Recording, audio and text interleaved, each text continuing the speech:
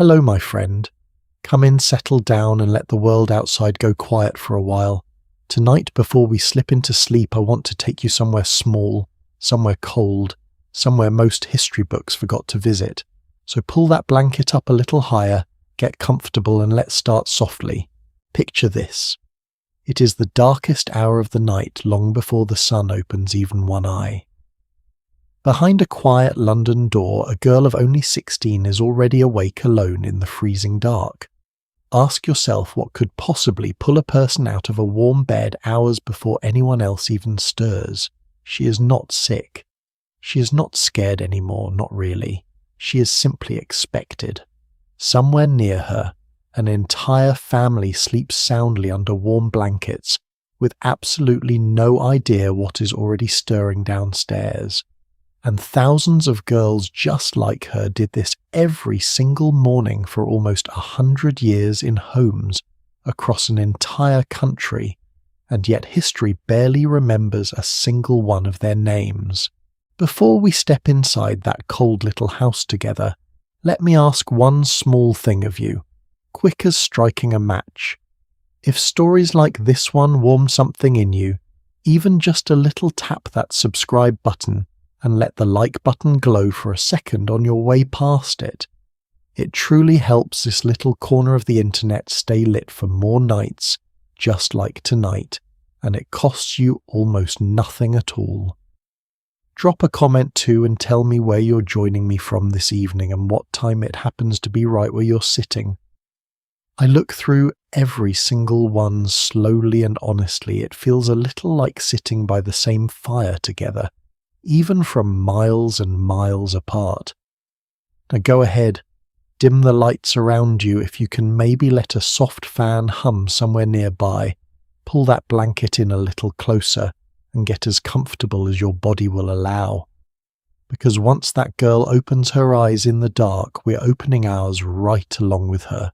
Her name, we will call her, was Nell. 16 years old, new enough to service that her hand still remembered being soft. She made her home in a narrow brick townhouse near the London docks in the 1850s, in a household of 3 people upstairs and 1 girl downstairs who was expected to serve all of them at once, quietly and almost invisibly. Nell slept in the kitchen. Not because anyone had been cruel to her particularly. It was simply how most houses like this one were built. No spare room, no small chamber tucked beneath the roof. Just a narrow cot pushed against the wall, near enough to the dying fire that she could sometimes still feel a whisper of warmth through the night, and far enough from everything else that nobody upstairs ever had to think about her at all. There was no clock ticking beside her bed, no gentle chime to nudge her awake, only a saying passed down through generations of girls just like her: those who would thrive must rise by 5. And somehow without fail, without a single soul reminding her Nell's body had learned to obey it, she woke in complete darkness. Her fingers found a single candle stub on the floor beside her cot, and a box of matches worn soft at the edges from use. The first match snapped in half, the second one caught. And for a moment, just a small golden moment, the kitchen existed again, walls and pots and 1 tired girl pulled gently out of the dark. The water in her basin had turned to a thin sheet of ice overnight. She broke through it with 1 knuckle and pressed both palms flat against the cold until her whole body agreed reluctantly to wake up. There was no soft morning music playing somewhere in the background. No gentle alarm easing her into the day the way ours does. Only cold water, a stubborn candle, and a house that needed her before it even knew it was awake. She dressed quickly. A plain print dress, a coarse apron already faintly grey from yesterday's ashes boots that had gone stiff and unfriendly overnight. Her fingers fumbled with the laces clumsy in the cold, and for 1 small second she laughed quietly at herself. The way you laugh at 4 in the morning when nobody else is watching and nothing is actually funny at all. Somewhere below her past the scullery door she heard the faint scrape of a chair. The cook was awake too, moving slow and heavy through her own small corner of the dark. Neither girl said a word. There was no need. This was simply how every morning began in house after house, on street after street, all across the city. Then the real work began. The kitchen grate from the night before sat full of cold grey ash, and this was always the first task every single morning in almost every house like this one. Nell knelt on the hard stone floor and raked it clean with bare hands wrapped only in an old cloth, careful not to send soot floating onto her apron before the day had even properly started. Then came the polish, a dark, oily paste, rubbed carefully across the iron grate until it gleamed just enough to please a mistress who would likely never once look closely enough to notice the effort. Only then could she lay the new fire, kindling first small and patient, coal after a little at a time, a struck match held steady between cold fingers until the flame caught and held, and slowly, so slowly, warmth began to creep back into a kitchen that had spent the whole night forgetting what warmth even felt like. While the fire found its strength, Nell filled the kettle from a bucket she'd carried in from the pump the evening before, because there was no water waiting for her inside those walls, not yet, not for another 50 years. She set the kettle where the growing fire could reach it, and for just a moment, one small stolen moment, she allowed herself to stand still and simply breathe. There was no time to enjoy it for long. Grabbing a stiff broom and an old shawl, Nell slipped out through the back door and around to the front steps, because those had to be swept and scrubbed clean before the street woke up properly, before any neighbour might glance over and judge the house for looking anything less than perfect. The cold outside bit harder than the cold inside ever had. Her breath came out in small pale clouds curling up into a sky the colour of old pewter. A thin fog sat low over the rooftops, carrying with it the faint familiar smell of coal smoke that never really left this part of the city, not in any season. Somewhere down the street a lamplighter moved from post to post, putting out the gas lamps one by one now that the sky no longer needed their help. A milk cart rattled past on the cobblestones, its horse breathing out its own small clouds into the cold. And on nearly every step along that same quiet street, other girls in other aprons were bent over other brooms, scrubbing other stones, doing this exact same thing at this exact same hour, without ever once looking up to notice each other. Back inside, there was still the front hall to dust, the brass door knocker to polish, until it caught what little light there was, the breakfast things to lay out just so forks and knives in their proper places, exactly the way she had been taught on her very first frightened morning here nearly a year before now. She remembered that first morning sometimes, how her hands had shaken so badly she dropped a spoon twice, how the housekeeper who trained her had simply sighed and said quietly, "You will learn, girl, everyone does." And she had. That was the strange part. Somewhere between the fear and the exhaustion, her hands had simply learned the way hands do whether we ask them to or not. She thought sometimes in these few stolen minutes of home, a village 2 counties away, a mother who could not spare her a family that needed the small wages she sent back more than they needed her company.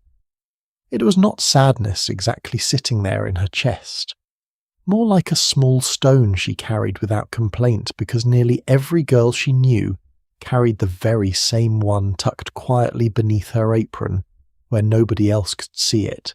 Nell had come to London the year before, not by her own choosing exactly, though she told herself otherwise on the good days. Her father had 6 mouths to feed on a farm built for maybe 4 and one grey Tuesday. A woman from a registry office in the nearest town had looked her over, the way a buyer looks over a horse at market, checked that her teeth were sound and her hands were strong, and pronounced her fit for service. There had been no grand goodbye, no promise of visits home, just a coach fare, a small trunk, and a letter of introduction, folded carefully into her one good pocket. She had cried for the first 2 hours of that long journey, and had never quite let herself do it again after that, not where anyone else could see. There was hardly a moment to dwell on any of it. Boots needed cleaning, a full row of them lined up by the back door like small silent demands. Curtains needed opening. Rooms upstairs needed checking quietly, carefully, without waking anyone before their time. And somewhere above her, in a warm bed with proper linens, the mistress of the house was still sleeping soundly, with absolutely no idea that an entire day had already begun without her. With the fire finally strong enough to trust Nell, set the kettle to sing, and turned her attention to the tray that would soon travel upstairs. Toast cut precisely, butter, softened just enough tea leaves, measured with a care she never quite gave to anything of her own. The dining room had to be perfect before anyone sat down in it. The tablecloth smoothed flat, the chairs squared exactly to the table, every small detail arranged as though the room itself had simply decided sometime in the night to look this beautiful all on its own. Frost had crept up the inside of the kitchen window overnight, feathery little patterns that Nell wiped away with the side of her hand without even really seeing them anymore. Above her through the ceiling she caught the soft thump of small feet hitting the floor far too early, followed by a young voice, sleepy and a little cross, asking why on earth her socks were never where she left them. Nell smiled just slightly to herself. Even the youngest member of that quiet house had already learned without anyone teaching her outright that someone else would always be there to find the socks. By the time the family upstairs finally stirred, rang their little bell and asked kindly enough why breakfast was taking so long, Nell had already been awake and working for nearly 2 hours.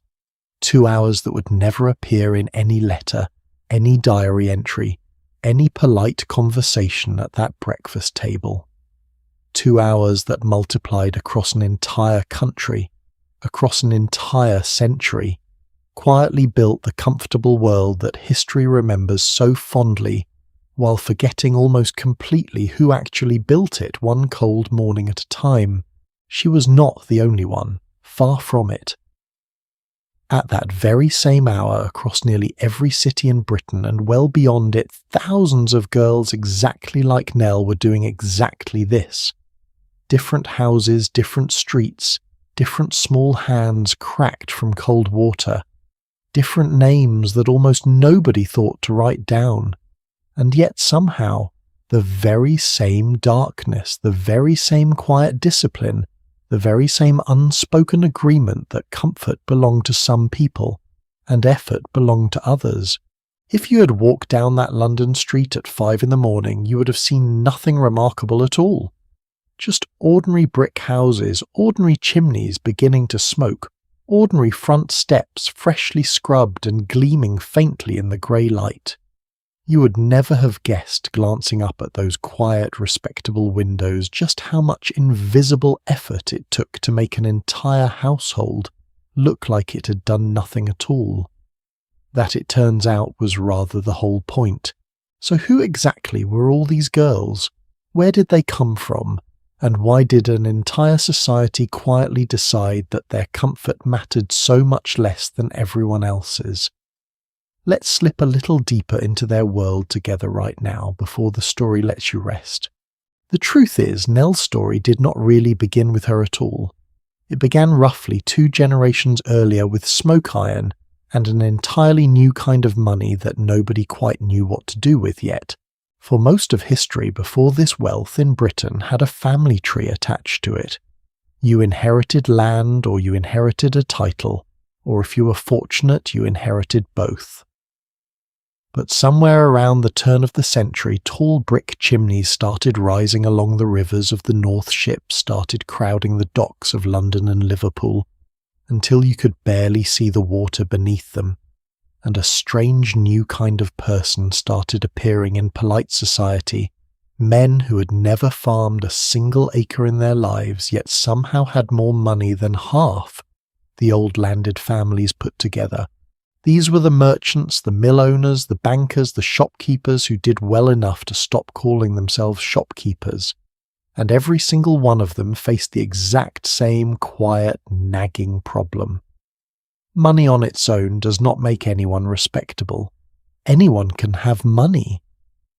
What separates a respectable household from a merely wealthy one in the eyes of 1830s and 40s? Britain was something else entirely, something you could not simply deposit in a bank.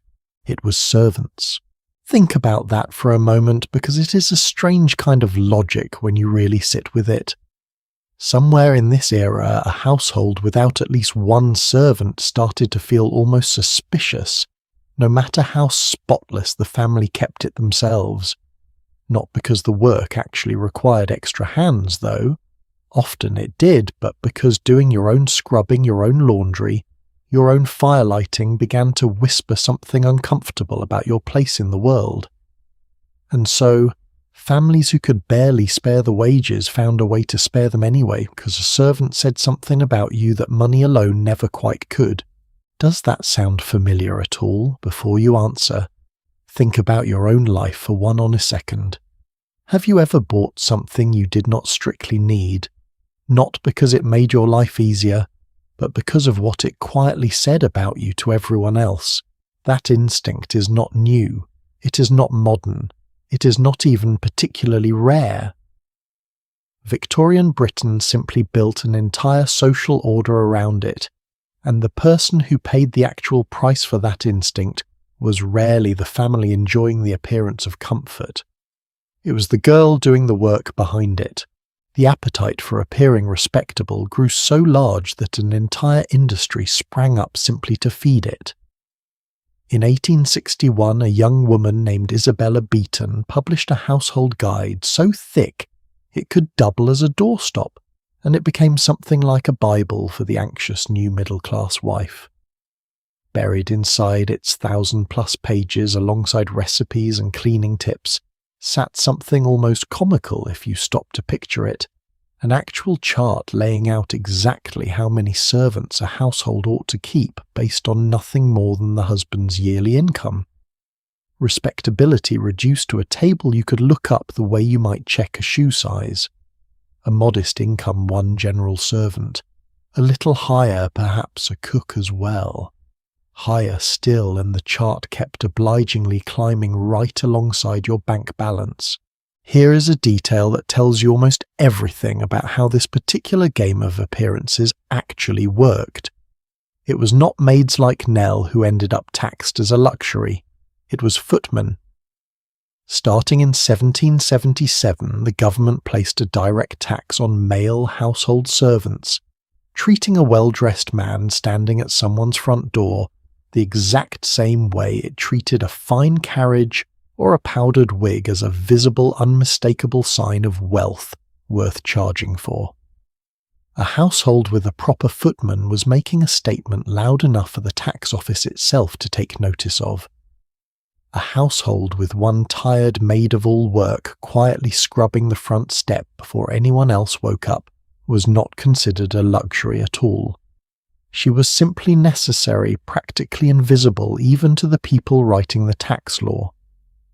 Parliament briefly tried taxing female servants too in the 1780s, and the backlash was so fierce, so many ordinary households protesting that they could no longer afford the one maid actually easing their daily burden, that lawmakers quietly abandoned the idea within a few years. Female labour, it turned out, was considered too essential to tax. Male display was not. By the middle of the century, this was no longer a small trend among the wealthy. It had become one of the largest employment stories in the entire country, and the numbers, when you actually look at them, are almost startling. When the census takers went door to door in 1851, they counted well over 1 million people working in domestic service across Britain, making it the second largest occupation in the entire nation, trailing only agricultural labour itself. By 1871, that number had climbed past 1.3 million, and all but a little over 100,000 of them were women and girls. 10 years after that, in 1881, nearly 1.6 million women were working in service. which means more than 1 out of every 3 working women in the country, spent her days exactly the way Nell spent hers in someone else's kitchen, tending someone else's fire. Sit with that figure for a moment. 1 in 3. Not 1 in 3 servants, 1 in 3 working women in the entire country. If you were an ordinary woman in Victorian Britain earning your own wage, the single most likely thing you were doing, statistically speaking, was scrubbing another family's front step at 5 in the morning. To put that beside our own world for a moment, imagine if today, roughly a third of every working woman you know spent her entire career inside someone else's house. It is almost impossible to picture, and yet for an entire century it was simply the water everyone swam in. Where did all of these girls actually come from? That question matters because it tells you almost as much about Victorian Britain as the households they worked in ever could. The honest answer is that the countryside itself was quietly pushing them out. Farming families were growing larger just as agricultural work was growing scarcer, thanks to new machinery and shifting land use, and a household with 6 or 7 children simply could not feed every mouth on what the land brought in. A daughter sent off to service was in the coldest possible arithmetic 1 less mouth to feed, and 1 small wage sent home besides. Some girls came straight from workhouses having lost parents to illness or debt, trained specifically for service, because it was bleakly the only trade a parish was willing to fund for a poor girl. Others simply followed an older sister or cousin who had gone into service a year or 2 before. Letters home describing city life in just enough detail to make the leap feel a little less frightening. It is worth pausing here to say that not every girl in service lived Nell's exact version of this life. A housemaid working in a quiet country home for a modest family with time on its hands often described her days as almost pleasant by comparison. Plenty of needlework, gentle mistresses, long afternoons in a garden while children played nearby.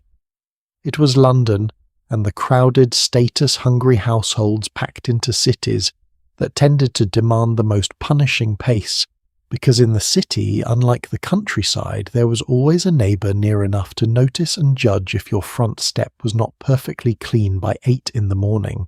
And yet, oddly, almost none of it looked the way we now picture it. This is where I want to gently correct something, because I suspect most of us are carrying around a slightly wrong picture in our heads, and it is not really our fault. We got it from the screen from grand country houses with the butler greeting guests at the front door, and rows of footmen in matching gloves lined up like a small well-dressed army. That world absolutely existed, but it was the rarest possible version of service reserved for perhaps the top sliver of aristocratic and industrial wealth in the entire country. The far more common reality, the one that applied to the overwhelming majority of servant-keeping households, looked exactly like the little townhouse Nell worked in. 1 girl, a single maid-of-all work doing the job that in a grand estate would have been split between a cook, a housemaid, a scullery maid, and a kitchen maid, all rolled into 1 exhausted teenager. Even Isabella Beeton herself, in that same famous guide, admitted plainly that this particular position was the hardest, most demanding role in the entire household hierarchy. Not the grandest, the hardest. And it was also by a wide margin the most common. So the next time a story, a film, or even your own imagination hands you a Victorian household dripping in staff and formality, I would gently ask you to picture Nell instead. Picture 1 exhausted teenage girl doing 5 people's worth of work alone in a modest brick house that wanted more than anything to appear as though it needed no help at all. Here is the part I find almost unbearably ironic.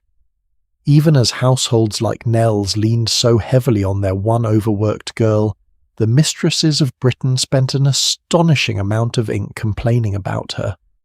Newspapers and household magazines of the era were full of letters grumbling about what they called, quite openly, the servant problem, the supposed shortage of good biddable girls willing to work themselves half to death for very little thanks. Rarely, if ever, did anyone pause to wonder whether the problem might not be a shortage of willing girls at all, but simply the conditions they were being asked to accept. It is a peculiar kind of blindness complaining that fewer people want to do a job you have made nearly unbearable, and I do not think it is a blindness unique to the 19th century, if we are honest with ourselves. Have you noticed we still do this in our own quieter ways? We ask more and more of the people who serve us quietly, cut what we pay them, and then act mystified when good help becomes hard to find. Victorian Britain did not invent this particular pattern of thinking. It simply wrote it down more openly than most of us tend to. There is another piece of this puzzle worth sitting with, and it has to do with the law itself. In 1823, Parliament passed what became known as the Master and Servant Act, and on paper, it sounds almost reassuring. For what may have been the first real time the law spelled out certain minimum obligations, an employer owed a servant a wage, a place to sleep, basic clothing, a reasonable amount of food. It looks at a glance like progress, and in a narrow sense it was. But look a little closer, and the balance tips almost entirely in one direction.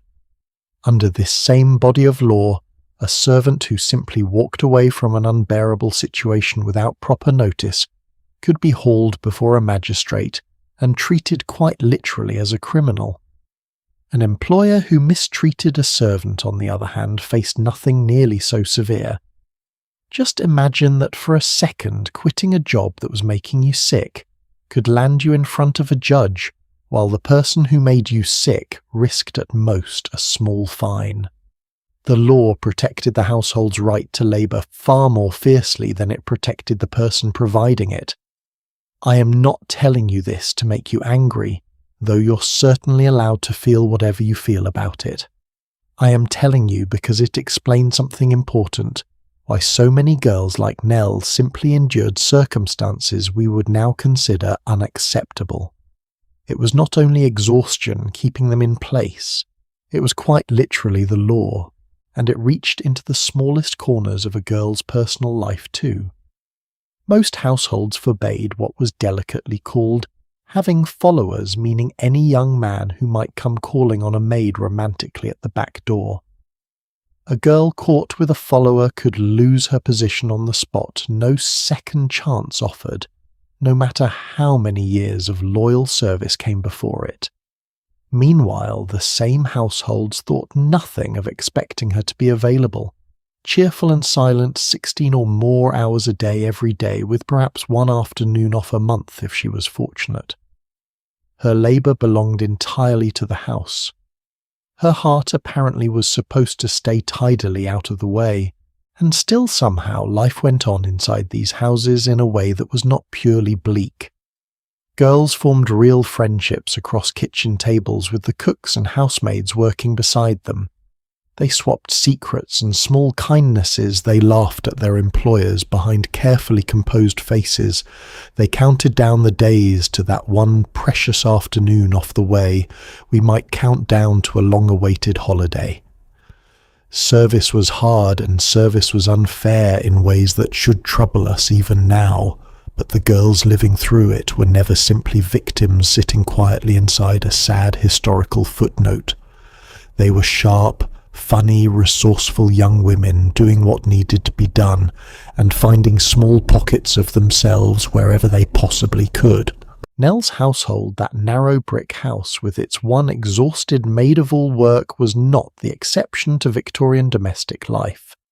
It was the rule repeated in street after street, city after city, across an entire nation, quietly built on the idea that respectability could be purchased one aching back at a time. But knowing why she was there only answers part of the question, doesn't it? It does not tell us where she actually laid her head down each night once the last fire was banked and the last dish put away.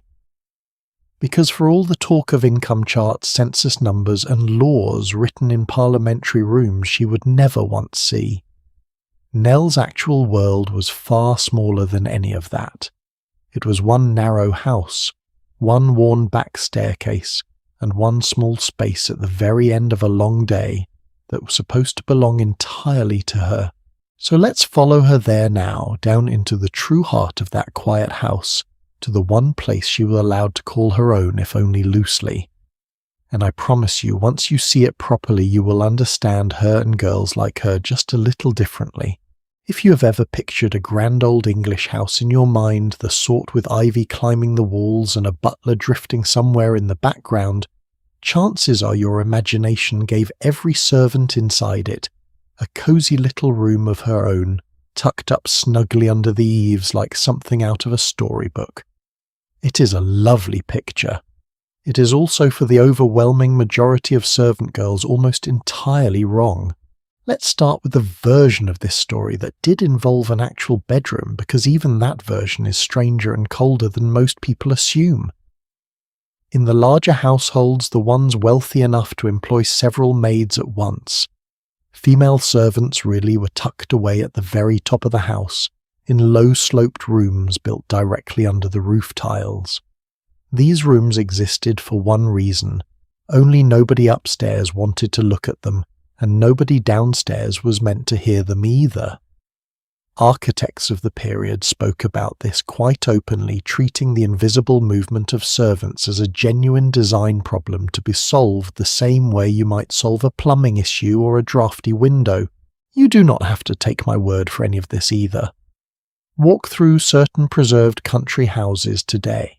Places like Erdig in Wales or Lanhydrock down in Cornwall, and the original garret bedrooms are still there, roped off behind velvet cords for visitors to peer into. The iron bed frames still sit where they always sat. The sloped ceilings still force a grown adult to duck near the walls. It is one thing to hear a description of Victorian servant life second-hand. It is another thing entirely to stand in the actual doorway and realize with a small uncomfortable jolt just how little space an entire young life was expected to fold itself into. These attic quarters were also carefully, deliberately divided by sex, often along an entire separate staircase, with the men housed at one end of the house and the women at the other, sometimes referred to only half-jokingly as the maid's side, or in certain grand houses something similar to a virgin's wing. The reasoning given at the time was mostly moral, a concern for propriety for keeping young unmarried servants safely apart from temptation, under the watchful, unofficial supervision of a housekeeper who slept nearest the staircase, positioned almost like a human lock on a door that had none. Male servants, meanwhile, were sometimes housed nearer the ground floor entirely, not for their comfort, but because a footman or a hall boy doubled as an unofficial night guard, sleeping within easy reach of the family silver, and the front door his body quite literally valued as a form of household security in a way none of the maids' bodies ever were.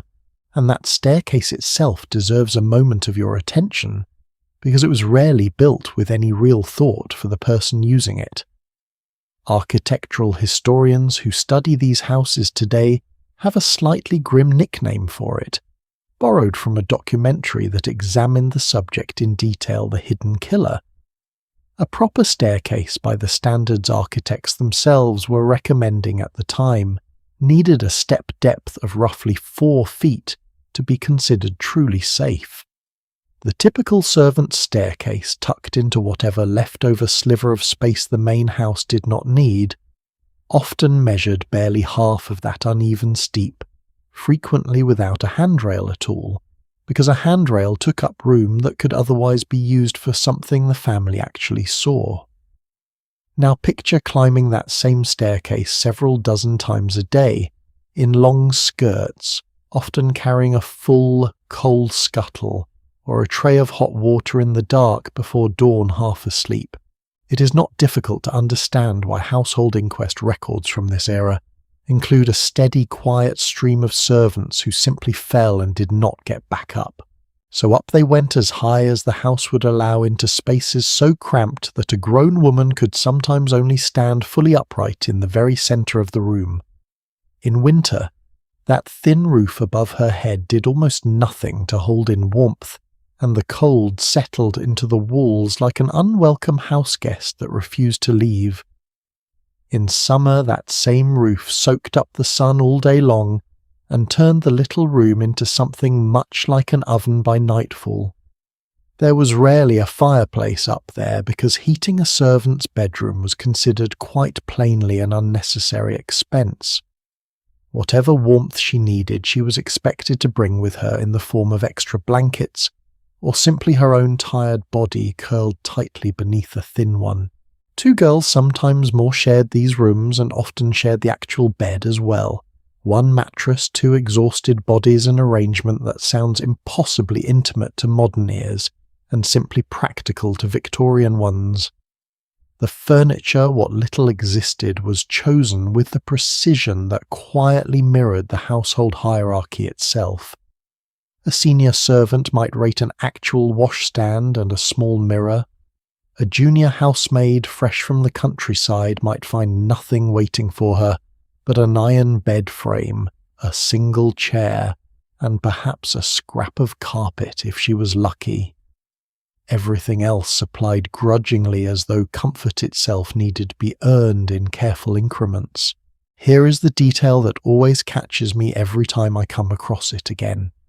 Nearly every servant, regardless of rank, owned exactly 1 piece of furniture that truly belonged to her, a small wooden or tin box called simply her box, which she carried from position to position across an entire working life.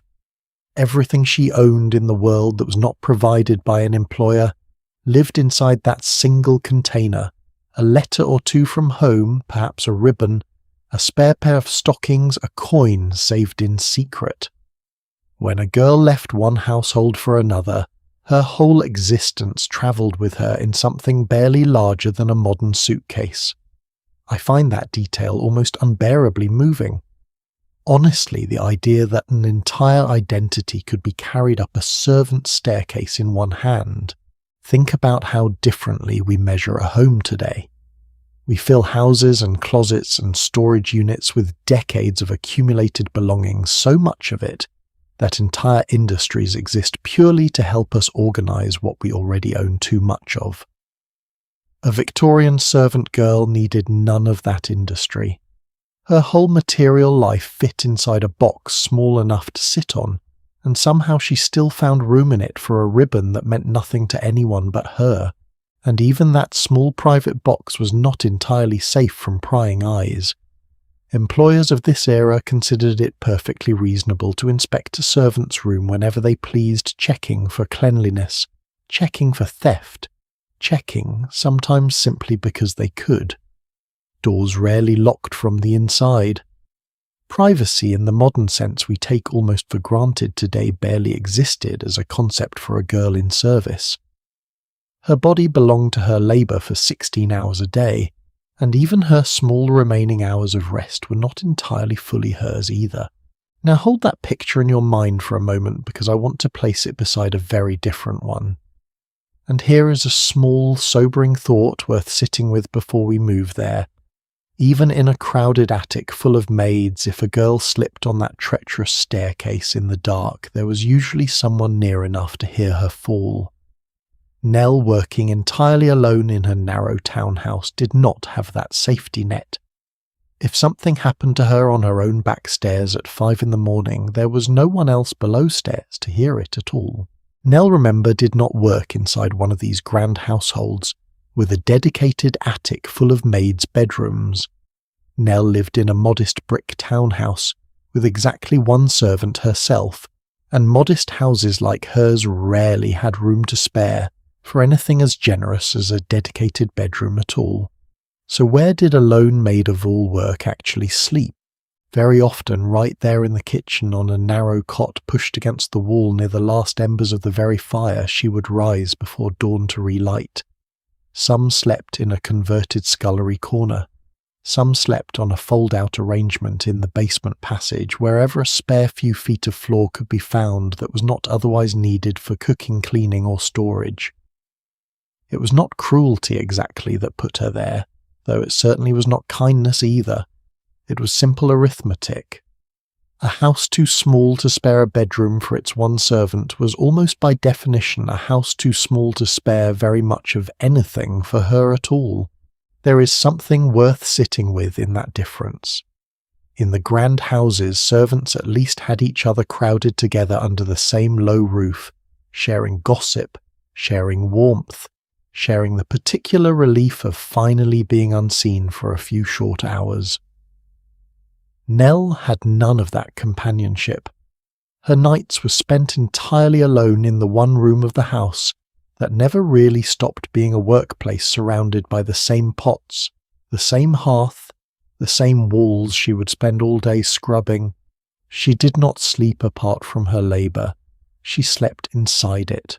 It is worth remembering, too, that 16 was not particularly young for a servant girl of this period, and in plenty of households it was well above the average. Surviving employment records and personal accounts describe girls entering service at 12 at 10, occasionally as young as 8 years old, sent away from home the moment a family decided there was one mouth too many to feed. Picture that for just a second, an 8-year-old child alone in an unfamiliar kitchen, expected to rise before an entire house of strangers, and somehow already understand the unspoken rules of her own invisibility. Nell at 16 had at least a few years of growing up behind her, before this life became her whole world. Plenty of girls asleep in identical kitchen corners across the country did not have even that small mercy. Ask yourself something just for a moment. Do you have a door in your life that you can shut behind you at the end of a hard day, a space that belongs to you and to nobody else, where the work of the day is not physically pressing in on you from every wall? Most of us take that small privilege so completely for granted that we rarely notice we have it at all. Nell did not have it.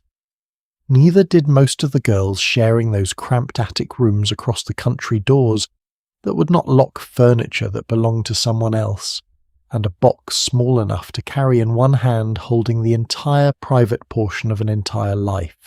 I want to be honest with you about something else too gently because I think it matters and because pretending otherwise would not actually be kind to anyone listening. A young woman sleeping in a room with no lock inside a house, belonging entirely to someone else, was also a young woman with very little power to keep anyone out who decided to come in. Historians who study this period do not shy away from acknowledging that vulnerability, and neither should we. It was one more quiet cost of a system built almost entirely around one household's convenience, and almost never around one girl's safety.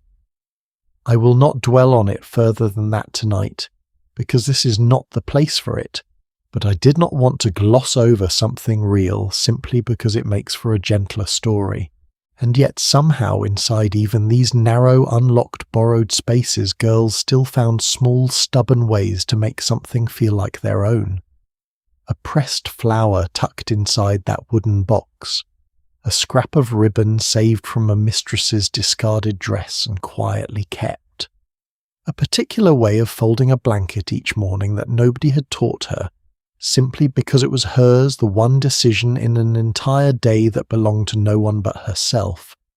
Historians who have studied surviving servant letters and diary fragments keep finding these tiny, defiant little rituals again and again, small proof that no system, no matter how thorough, ever quite managed to own a person completely. Nell had her own version of this in her own quiet corner of that kitchen. A single candle stub saved and resaved rather than replaced simply because it had been the one burning. The night she first arrived in that house, frightened and uncertain, and something in her refused to let it go. It was not much. It was in its own small way everything. Perhaps that is the real lesson tucked inside all of this. If there is one worth taking with you tonight, Home for Nell and for thousands of girls exactly like her was never really a place at all. It could not be not when the place itself belonged so completely to someone else, subject to inspection, shared with strangers, or crammed into whatever leftover corner nobody else needed. Home became something smaller and sturdier than four walls. Instead, a box you could carry, a candle you refused to replace, a single folded blanket arranged your own particular way. It is a quietly remarkable kind of resilience when you sit and think about it properly. The ability to build something like belonging out of almost nothing at all, and to keep doing it again and again every single time a household decided it no longer needed you. But a bed borrowed, as it was narrow, as it was unlocked as it was, is only useful to a person who actually gets to rest in it for a decent stretch of time. And that, as it turns out, is exactly where Nell's story becomes even harder to sit with, because the hours she was actually permitted to sleep were shrinking from both directions, at once eaten away late into the night, and demanded back again long before the sky had even begun to lighten. What that kind of exhaustion actually did to a person, night after night, year after year, is not something a single number on a page can properly capture. You really do have to feel the shape of it for yourself. Here is a question worth turning over slowly in the dark tonight. How exactly is a person supposed to wake up on time every single day without a single tool designed to help her do it? Because that is the puzzle Nell faced every night before she even closed her eyes. There was no clock on her wall. There was certainly no small device buzzing on a nightstand, since a nightstand itself was more furniture than her narrow kitchen corner could spare.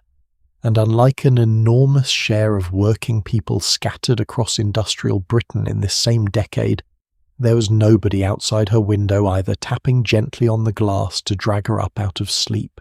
Let me explain that last part, because it is one of my favourite strange little corners of this entire era, and I suspect most of you have never heard of it. Across the mill towns and factory districts of 19th century Britain, an entire profession sprang up around one single oddly tender task: waking other people up.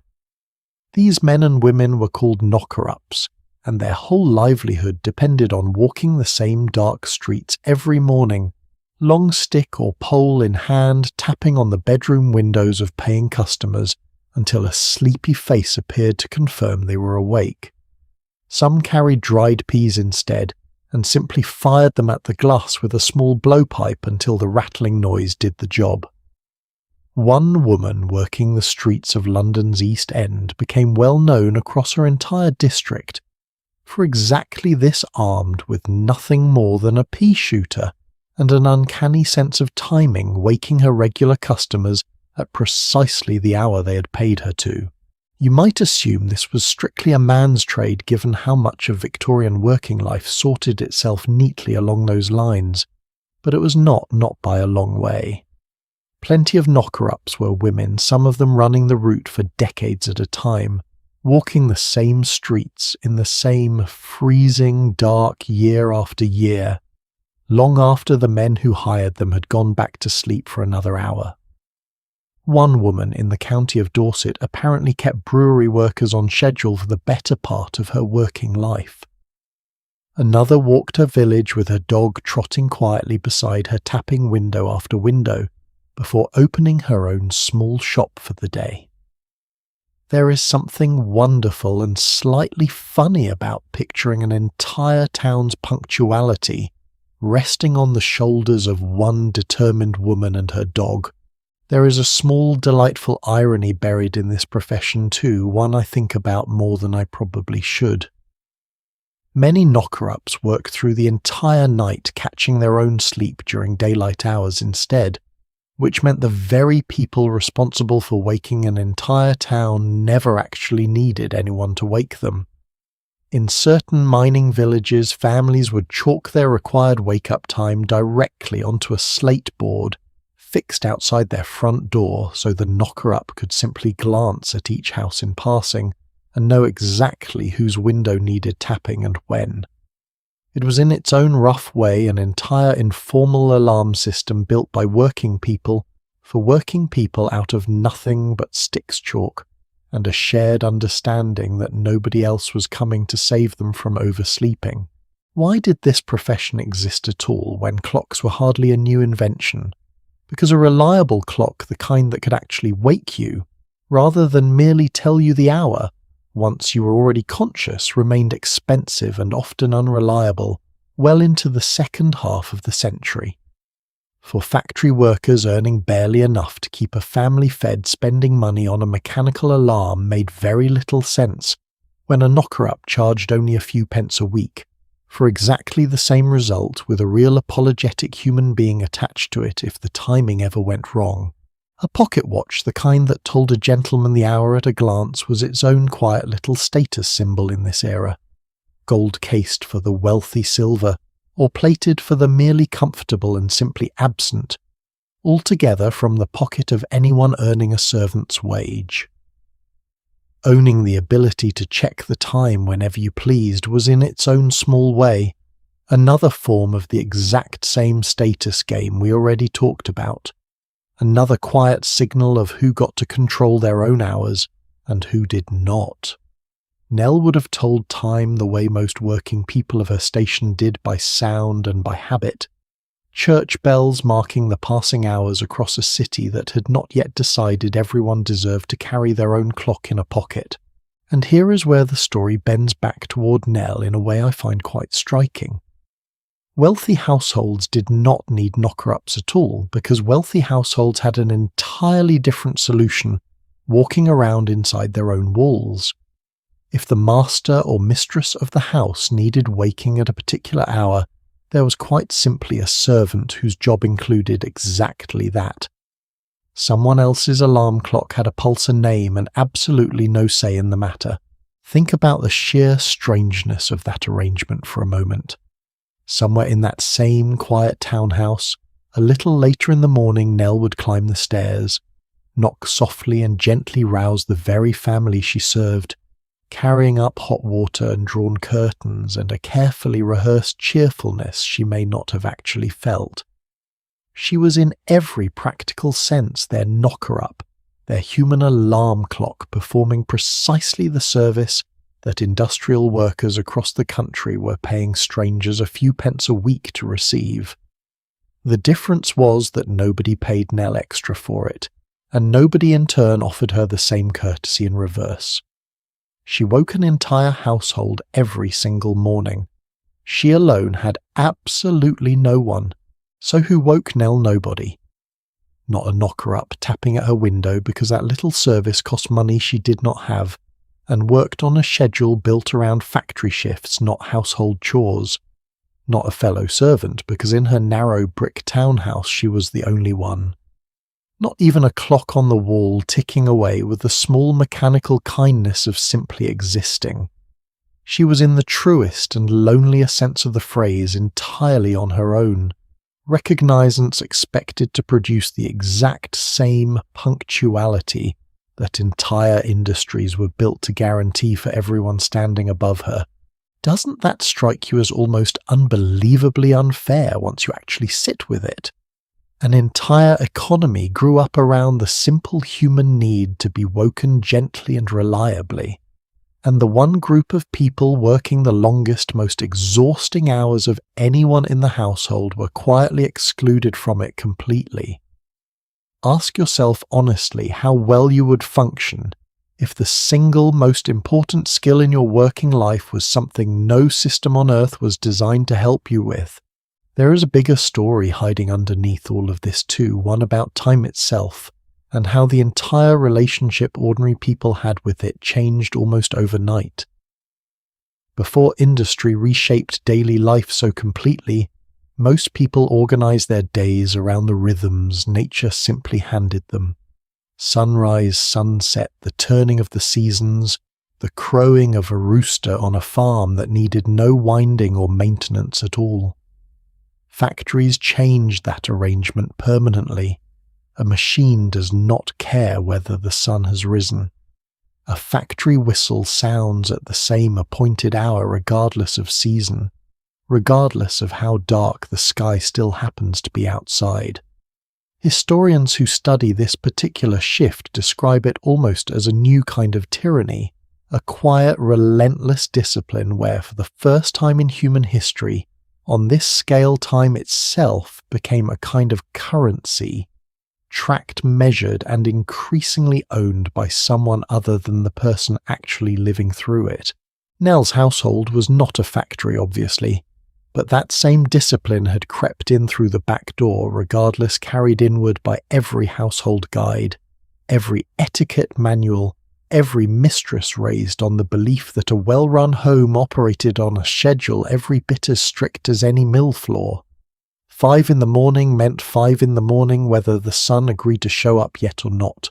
It is worth remembering too that Nell's punishing schedule was not some strange outlier invented specifically to torment girls in domestic service. Across the same cities in the same decades, children barely older than 10 were walking to textile mills before dawn for shifts that could stretch 12 hours or more, their small hands prized specifically because they could reach beneath dangerous machinery that a grown adult could not. Compared to that particular horror, a maid-of-all-work rising at 5 to light a fire might almost sound on paper like the gentler option.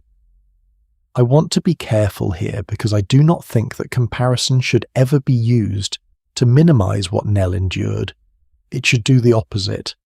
It should tell you just how normalized exhaustion, danger, and stolen childhood had become across an entire society during this period spread so widely across so many different kinds of work that almost no household, rich or poor, escaped touching it in some form.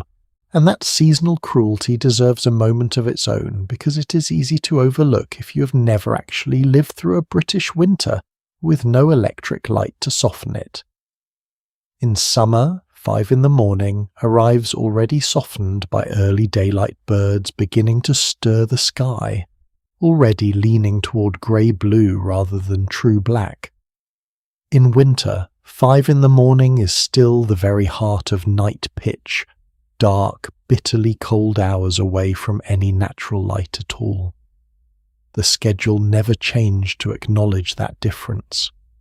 The same rising time was expected in the depths of a frozen December, as in the gentlest week of June, as though the household itself simply refused to notice the season shifting outside its own front door. What did all of this actually cost a person over months, over years, stacked quietly one exhausted morning on top of another? It is worth remembering that domestic service was not a single grueling week, endured and then rewarded with recovery. For most girls, it was a multi-year, sometimes decades-long condition, this particular arithmetic of too little sleep, repeating itself night after night with almost no real variation.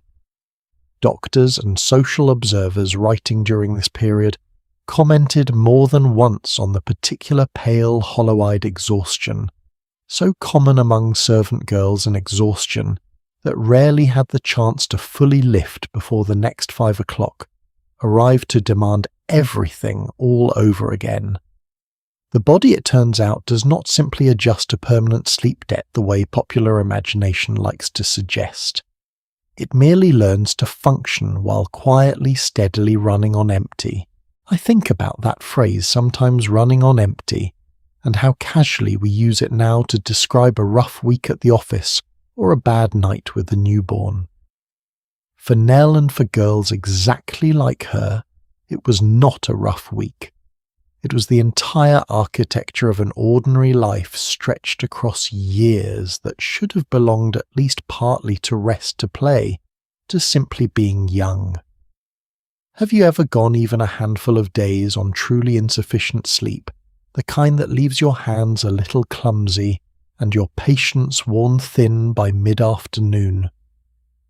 Now imagine that same fog settling over you quietly, permanently, for the entire length of your working life, with no vacation, no long weekend, and no one waiting to ask if you were managing to cope.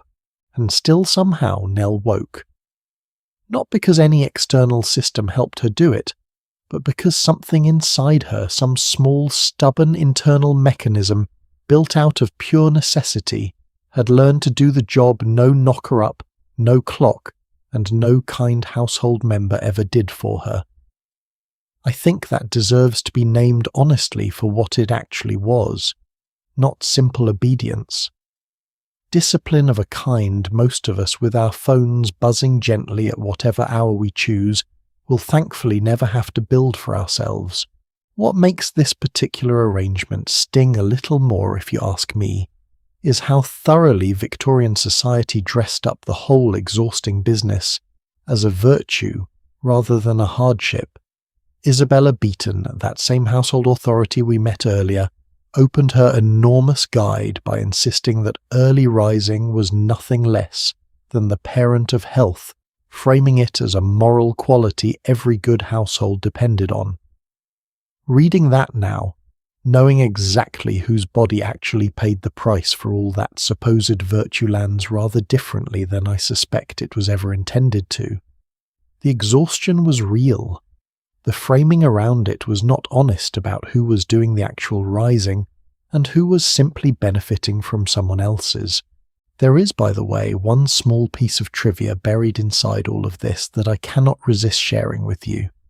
Because if you happen to be watching this from anywhere in North America, it might make you laugh out loud in the middle of a very serious history video. In modern British English, asking a friend to come round and knock on your door first thing in the morning is still sometimes phrased quite innocently as asking them to knock you up. I promise you, nobody in Victorian England intended anything remotely scandalous by it. It simply meant exactly what it sounds like. It should mean a friendly tap on the door to help you start your day. Language does strange, entirely unintentional things to itself across an ocean and a century or two, and I like to imagine some very proper Victorian gentleman completely unaware of the confusion his own phrase would one day cause an entire continent. But waking as brutal as it was only marked the very beginning of what that first hour actually demanded of a girl like Nell. A person can, after all, simply lie still for a moment once conscious, gathering herself, easing gently into a new day. Nell never had that luxury. The instant her eyes opened in that freezing dark kitchen, an entirely different kind of labour was already waiting for her patient, and unmoving exactly where she'd left it the night before. Ash, iron. A fire that had gone completely stubbornly cold overnight with absolutely no intention of lighting itself. A single cold fireplace is a fairly simple problem to solve. Kindling coal, a match patience. What almost nobody pictures when they imagine a cosy Victorian household glowing with firelight is that a house like the one Nell worked in rarely had just one fireplace waiting for her attention.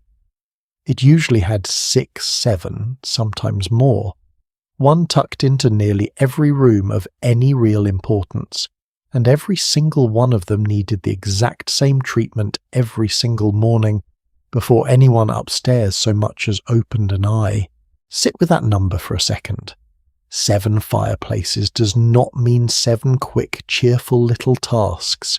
It means the entire punishing ritual ash to flame repeated again and again, joint by joint, room by room, while the rest of the house slept peacefully through it.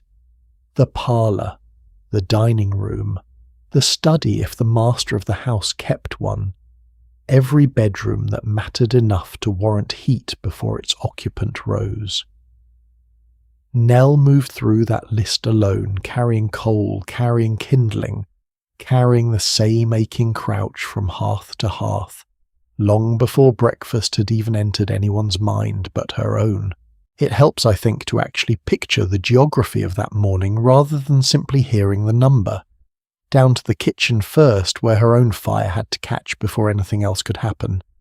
Then up one flight to the dining room, coal scuttle in hand, kneeling on a cold floor, still holding the chill of night.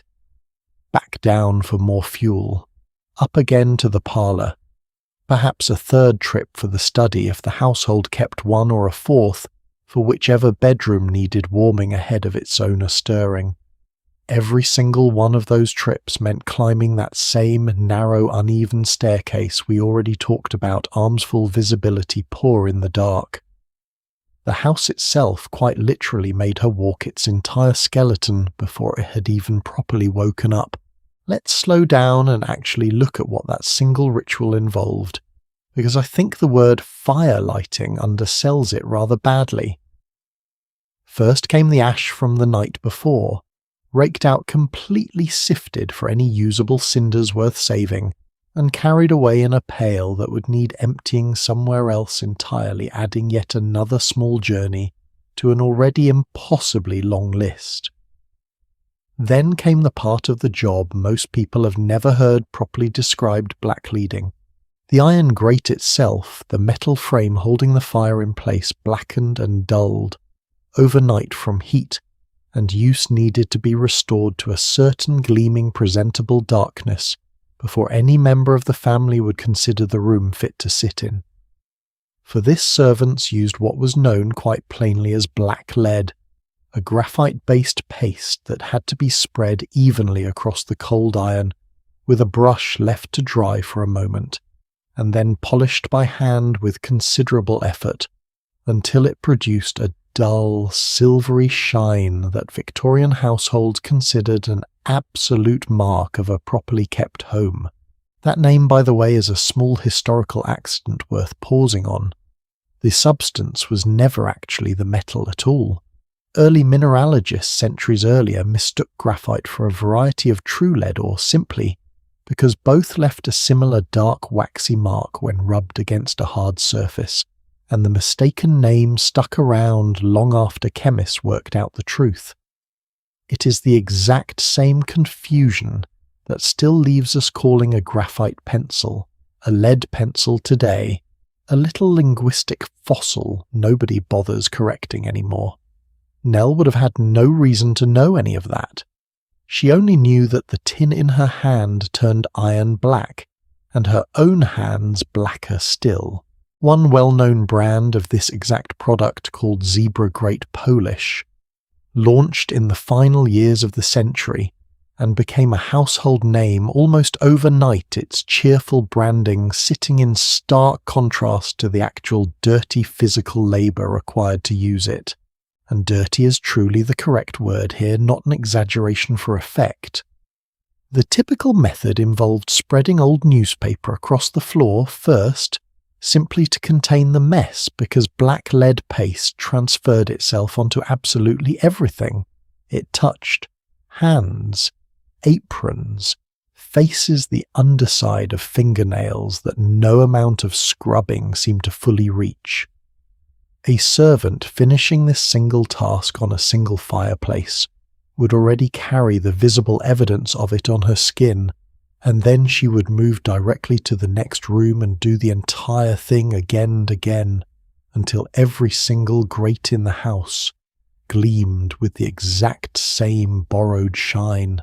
Nobody at the time thought very carefully about what breathing in that fine graphite dust, morning after morning, year after year, might eventually do to a young pair of lungs, already working overtime in smoke-filled kitchens. We simply did not have that particular language, yet the modern vocabulary of particulate matter and long-term respiratory damage. What we do have from doctors and social reformers writing in this period are repeated, almost weary observations about servant girls developing chronic coughs, chapped and cracked hands that never fully healed between one blackleading session and the next, and a general greyish pallor that visitors sometimes remarked upon without ever quite connecting it to its obvious cause. The polish that made a household gleam left its own quiet residue behind on the person doing the polishing, and nobody was keeping careful track of that particular cost. Only once the grate itself was properly restored could the actual fire building begin. Kindling arranged carefully, a layer of coal placed by hand rather than simply shoveled in because careless piling wasted fuel and produced a worse flame. A match struck, sheltered from any draught, held steady until the kindling caught, and then gradually coaxed into something that could be trusted to hold heat until the family required it. Multiply that entire sequence by 7 rooms, performed by one exhausted girl before a single member of the household had rung a single bell demanding breakfast, and you begin to understand why the phrase "maid of all work" was never even slightly an exaggeration.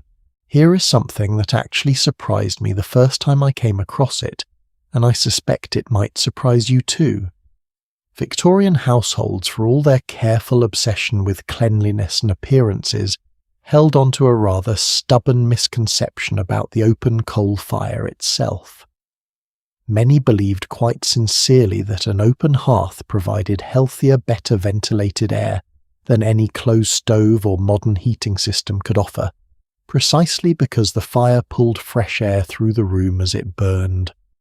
Household guides of the era argued this point with real conviction, insisting that closed foreign heating systems, efficient as they were, simply could not compare to the wholesome atmosphere of a proper open flame. The reality sitting quietly underneath that belief was almost the exact opposite. These open fires filled entire homes with a constant creeping film of soot, drifting gently onto every surface all day, every day throughout the colder months. In many households, the dining table truly could not be set until mere minutes before a meal began, because leaving it prepared any earlier meant serving dinner on linens already dulled grey by drifting ash. Winters, by every honest account from the period, were long, filthy affairs, no matter how firmly people insisted their open hearths were keeping them healthier than the alternative. Doesn't it make you wonder what modern conveniences we cling to today, with the exact same unquestioning confidence the sort future generations might look back on and shake their heads at just as we do now? Someone had to manage that endless soot too, of course, and you already know exactly who that someone was.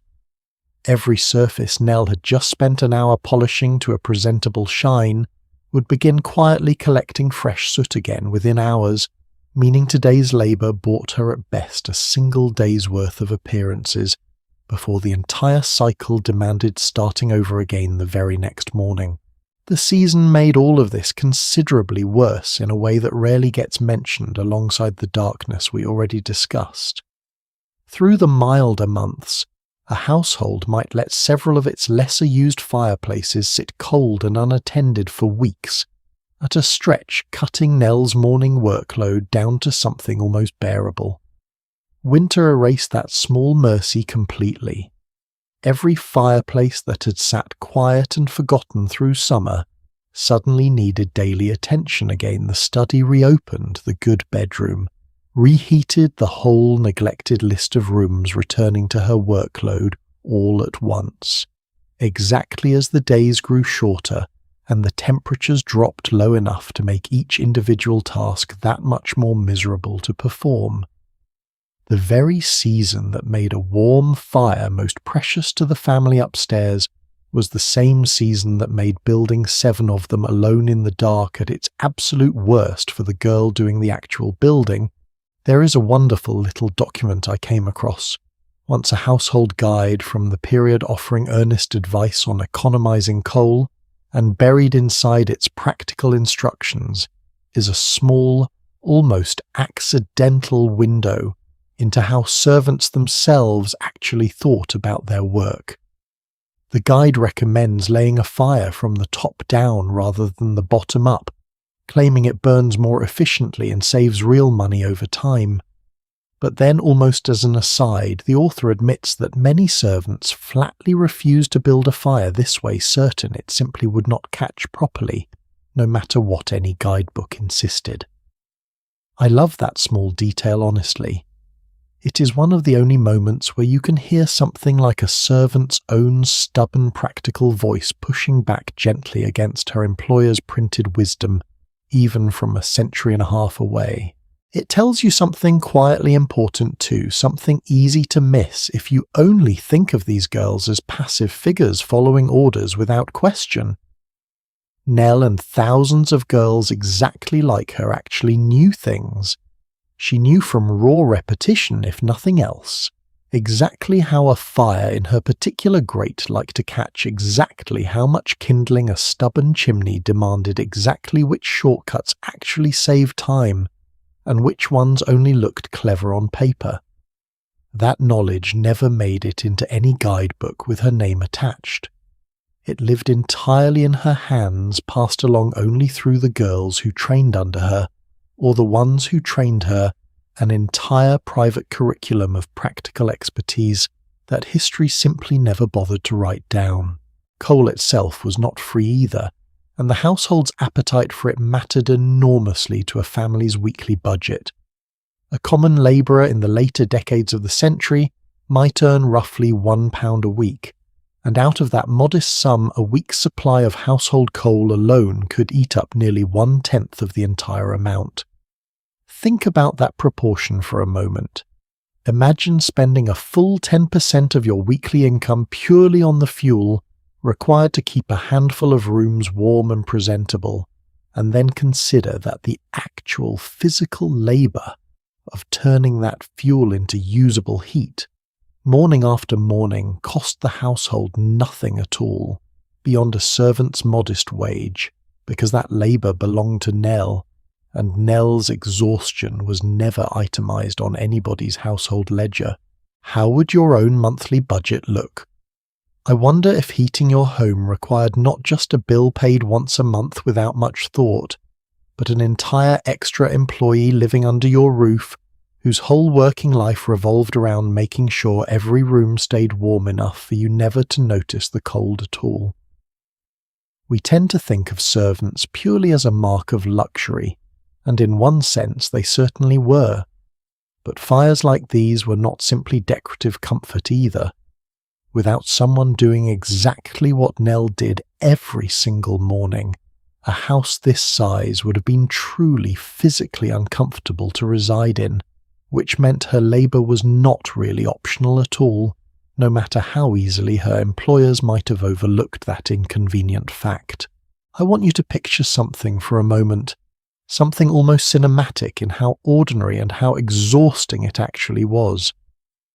A single young woman moving room to room through a still sleeping house, in the coldest hour before dawn, kneeling again and again on cold stone or wooden floors, her knees protesting a little more with each repetition, her hands blackened past any hope of looking presentable again until she'd scrubbed them raw later in the day.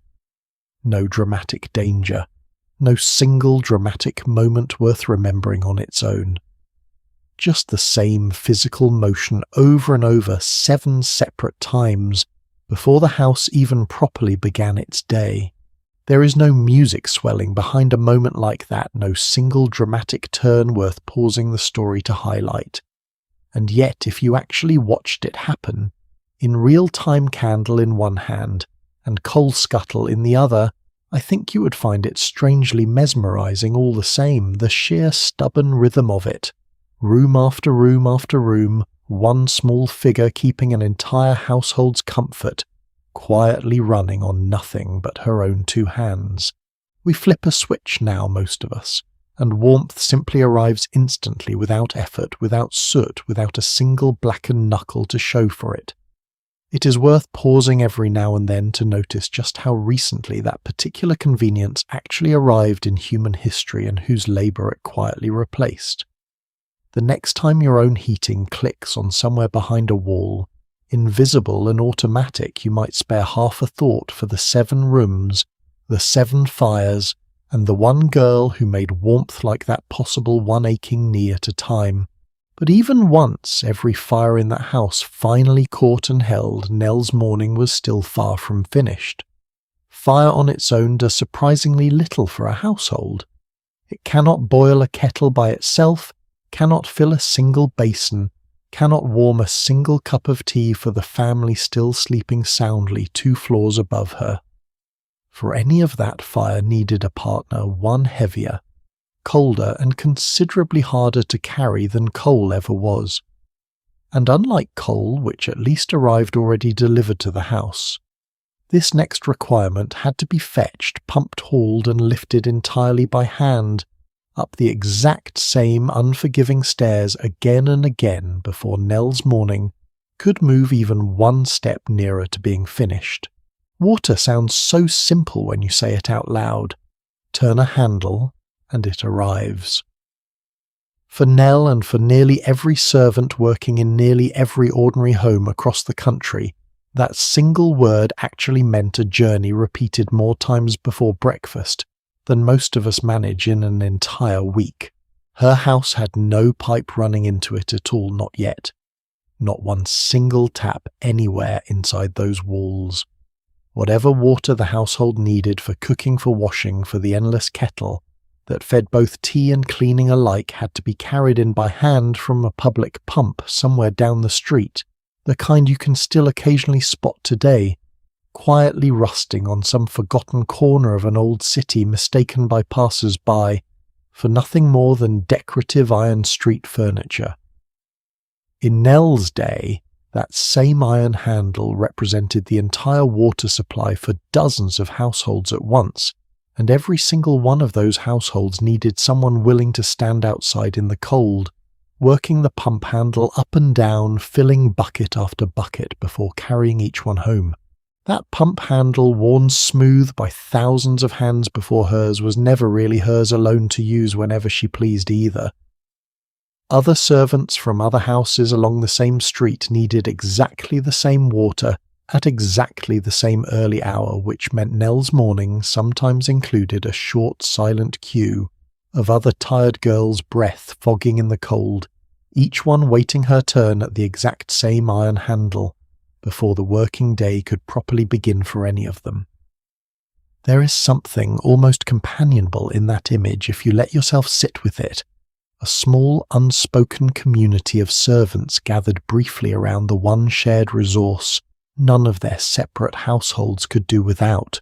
It is worth remembering, too, that even families wealthy enough to afford a private supply were not entirely spared this particular burden. Water companies of the era rarely delivered anything resembling constant service. Most only sent water through their pipes for a handful of hours across just 3 or 4 days a week, and never on a Sunday, whatever the household's actual needs happened to be that day. A family expecting water on a Tuesday afternoon had better have every available basin, jug and tub standing ready to catch it, because whatever failed to be captured and stored during that narrow window simply would not exist again until the pipes reopened, sometimes as much as 2 full days later. Even progress, in other words, still demanded planning, storage, and no small amount of anxious watching of the clock. Let's actually do the arithmetic here, because I think numbers like this land far harder than description alone ever could. Historians estimating typical Victorian household water use put the figure somewhere around 20 gallons a day for each person living under a given roof once you account for cooking, washing, laundry, and everything else water touched in an ordinary day. Break that figure down, and it becomes even more vivid. Roughly 9 gallons went toward ordinary cooking and washing up. Another 5 disappeared into the water closet if the household was fortunate enough to have one at all. A weekly bath demanded another 5 gallons all on its own, and washing the family's clothes could easily swallow 3 more. None of that total accounts for the kettle constantly refilled for tea, or the basins carried up to bedrooms each morning, so the family could wash their faces before breakfast. Now water is heavy. A single gallon weighs nearly 10 pounds. Multiply that out even conservatively across a household of 4 or 5 people, and you arrive at several hundred pounds of water that needed physically moving into that house by hand bucket, by aching bucket, every single day, with Nell doing the overwhelming majority of that moving entirely alone. Picture the actual walk for a moment. Out the back door, down the street to the pump, working that stiff iron handle again and again, until a full bucket finally sloshed and strained against her arm. Then the walk home, water spilling with every uneven cobblestone underfoot, careful not to waste a single unnecessary drop, because every drop had already cost her real effort to obtain. And then, of course, the stairs, that same treacherous servant staircase we've already spent some time with, climbed again and again, bucket in hand, because water needed to reach not just the kitchen, but bedrooms, wash basins, and anywhere else the family expected it waiting for them. How many trips do you suppose that actually added up to across a single ordinary morning? Work through the arithmetic yourself, and the number becomes almost dizzying. A standard household bucket held perhaps 2 or 3 gallons at most. Divide that 20-gallon daily requirement across buckets that size spread across cooking, washing, and every basin waiting upstairs, and you land somewhere well into double figures of separate trips, before the day had even properly started, each one requiring careful navigation of that same narrow, uneven staircase we've already spent some time with. It is the kind of number that sounds almost unbelievable until you actually sit down and try to imagine performing it yourself, one aching trip at a time. This is precisely the kind of repetitive strain that history has remarkably left its own permanent fingerprint on right there in modern medical vocabulary. Doctors today still occasionally diagnose a condition called prepatellar bursitis, a painful swelling of the small fluid-filled sac sitting just in front of the kneecap, the cushion that ordinarily lets a person kneel without pain. Repeat that particular motion often enough on hard, unforgiving floors, and the sac inflames, swells, and can eventually fill with fluid severe enough to require draining. Its far more common name, the one still used casually by physicians more than a century and a half later, is housemaid's knee, named directly plainly after the exact women who developed it, most often from years spent kneeling on hard stone floors to scrub them clean with buckets of water, just like the ones Nell carried every morning. Sit with that for a second. An entire permanent line in modern medical textbooks exists because so many working women across so many decades damaged the exact same joint, in the exact same way, doing the exact same task, that doctors eventually needed a name for it. Not a disease born from unlucky genetics or bad fortune. A disease born entirely from labour, common enough, widespread enough to earn its own permanent place in the language of medicine itself. I came across a newspaper letter once written all the way back in 1845 that I have not been able to stop thinking about since. A gentleman wrote in to complain somewhat indignantly about a young woman he had shared a coach journey with a servant who had just been dismissed from her position because her knees had become, in his own words, diseased from constantly kneeling to clean floors. Let that sink in for a moment. She was let go, not help, not given lighter duties, simply let go because the very labour her employer demanded of her had permanently damaged the part of her body that labour depended on most. Her employer's floors stayed clean right up until the day her knees finally gave out, and then she became somebody else's problem entirely. Doesn't that infuriate you a little even now at this safe distance of nearly 2 centuries? A body worn down in direct measurable service to someone else's comfort, and then discarded the moment it could no longer perform. I think about that unnamed girl in the coach sometimes, and I hope truly that wherever her life led her next, someone finally showed her a fraction of the care she had spent years pouring into other people's floors. Knees were far from the only part of the body paying this particular price either. Carrying real sustained weight up an uneven staircase day after day, year after year, takes a slow, steady toll on the spine and shoulders that rarely announces itself dramatically all at once. It arrives instead as a persistent ache that simply becomes background noise, a slight stoop that develops gradually enough that nobody, including the person carrying it, quite notices exactly when it started. The body compensates in small, silent ways, at first favouring one side over the other, shortening a stride to protect a straining lower back, until those small adjustments themselves become a kind of permanent posture, visible to anyone who knew to look for it. Physicians and social observers of the period wrote about exactly this kind of premature physical wear among servant girls' bodies that looked by their late 20s considerably older than their actual years suggested, worn down by weight that should never have belonged to one person alone in the first place. There is something particularly cruel about how invisible this specific damage remained even to the people causing it. A cracked plate gets noticed, immediately apologized for, sometimes even deducted from wages. A slowly curving spine, a permanently aching shoulder accumulates so gradually that it rarely gets noticed by anyone at all. Least of all the employer standing at the top of the stairs each morning, waiting for hot water to arrive with no particular interest in how it got there. And weight was not even the most dangerous thing hiding inside that water. Here is something worth sitting with for a moment, because it actually changed how I think about this entire task. In 1854, in the crowded Soho district of London, a doctor named John Snow traced a devastating outbreak of cholera back to a single public water pump on Broad Street, a pump that thousands of ordinary household servants, very much included, had been relying on completely, with absolutely no way of knowing the water pouring out of it was quietly killing the people who drank it. Snow walked the surrounding streets himself, going door to door, marking every single death on a hand-drawn map, until a pattern emerged that no one else had noticed, an unmistakable cluster of suffering radiating outward from that one particular pump. Snow's careful mapping of every single death household by household eventually convinced authorities to simply remove the pump handle, and the outbreak slowed almost immediately afterward.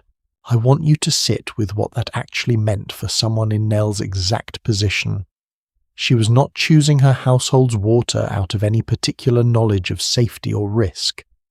She walked to whichever pump happened to be nearest, filled her buckets, and carried that water home, entirely trusting that it was fine, because there was truly no reliable way for an ordinary person to know otherwise. The very same hands filling a kettle for the family's morning tea were in households near pumps, like that one unknowingly filling it with something capable of killing every single person who drank from it. Servants were not just carrying water. In a very real, largely invisible sense, they were carrying an entire household's health and safety on their backs, without a single tool available to tell them whether that water was safe or not. Public health slowly caught up after Snow's discovery, though slowly is doing quite a lot of work in that sentence. It would take decades and considerably more suffering before clean, reliable water reached most ordinary homes, as a matter of course rather than a matter of luck. Even in wealthier households where a scullery tap eventually did appear, water rarely reached any floor beyond the ground level for years afterward, meaning even progress when it finally arrived simply moved the starting point of Nell's daily walk a little nearer to home rather than eliminating that walk altogether. Think for just a moment about how casually most of us interact with water today. A tap turns and clean, safe water simply arrives instantly without a single thought given to where it came from or whether it might make us seriously ill. Have you ever actually stopped to consider how remarkably recent that particular safety and convenience really is in the grand sweep of human history? When was the last time you thanked anyone or anything for the simple fact that filling a glass of water from your own kitchen sink carries essentially no risk at all? For nearly the entire span of Nell's short lifetime, water demanded a walk, a weight real physical strain, and a considerable unacknowledged gamble with her own health every single time she filled a bucket for someone else's breakfast. I think what strikes me most turning all of this over is how completely unremarkable it would have felt to Nell herself. She was not thinking about cholera maps or medical vocabulary, or the slow curvature of her own spine as she worked that pump handle in the cold. She was simply thinking about the next bucket and the one after that, and whether the kettle would boil in time for the bell she already knew was coming. An entire hidden architecture of risk and physical cost sat quietly underneath a task she likely never once described, even to herself, as anything more dramatic than fetching the water. That perhaps is the quiet tragedy running beneath almost everything we've looked at together tonight. None of it would have struck Nell as remarkable at all. Not the fire, not the water, not the aching knees, or the slow curves settling into her spine. It was simply Tuesday. It was simply the job. And it is precisely that ordinariness, that complete lack of drama in her own eyes, which makes the full weight of it so much harder to ignore now from this safe distance of well over a century. By the time all 7 fires were finally lit and every bucket of that heavy uncertain water had made its long journey up those stairs, Nell had already spent nearly 2 hours of raw physical labour before a single member of the household had so much as opened their bedroom door. And still remarkably, none of that labour had actually touched the family yet in any way they would consciously notice or thank her for.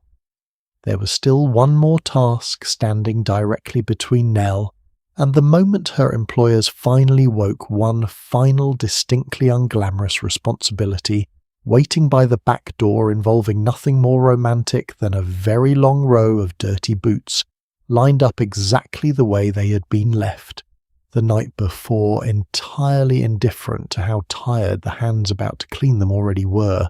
Boots do not seem like they should carry much weight in a story like this one, if you will forgive the small pun. And yet of every single task waiting for Nell that morning, this particular one connects to a piece of history so strange, so unexpectedly famous, that I promise you will never look at a well-shined pair of shoes quite the same way again. It is without question one of my favourite little threads to pull on in this entire story, precisely because almost nobody expects it. Let's start with the simple physical reality of the job itself. A household like Nell's, modest as it was, still meant boots belonging to 3 separate people, each pair with its own particular needs. The master's sturdy walking boots caked in whatever mud the street outside had offered up the day before. The mistress's finer, more delicate shoes, which demanded a gentler hand entirely.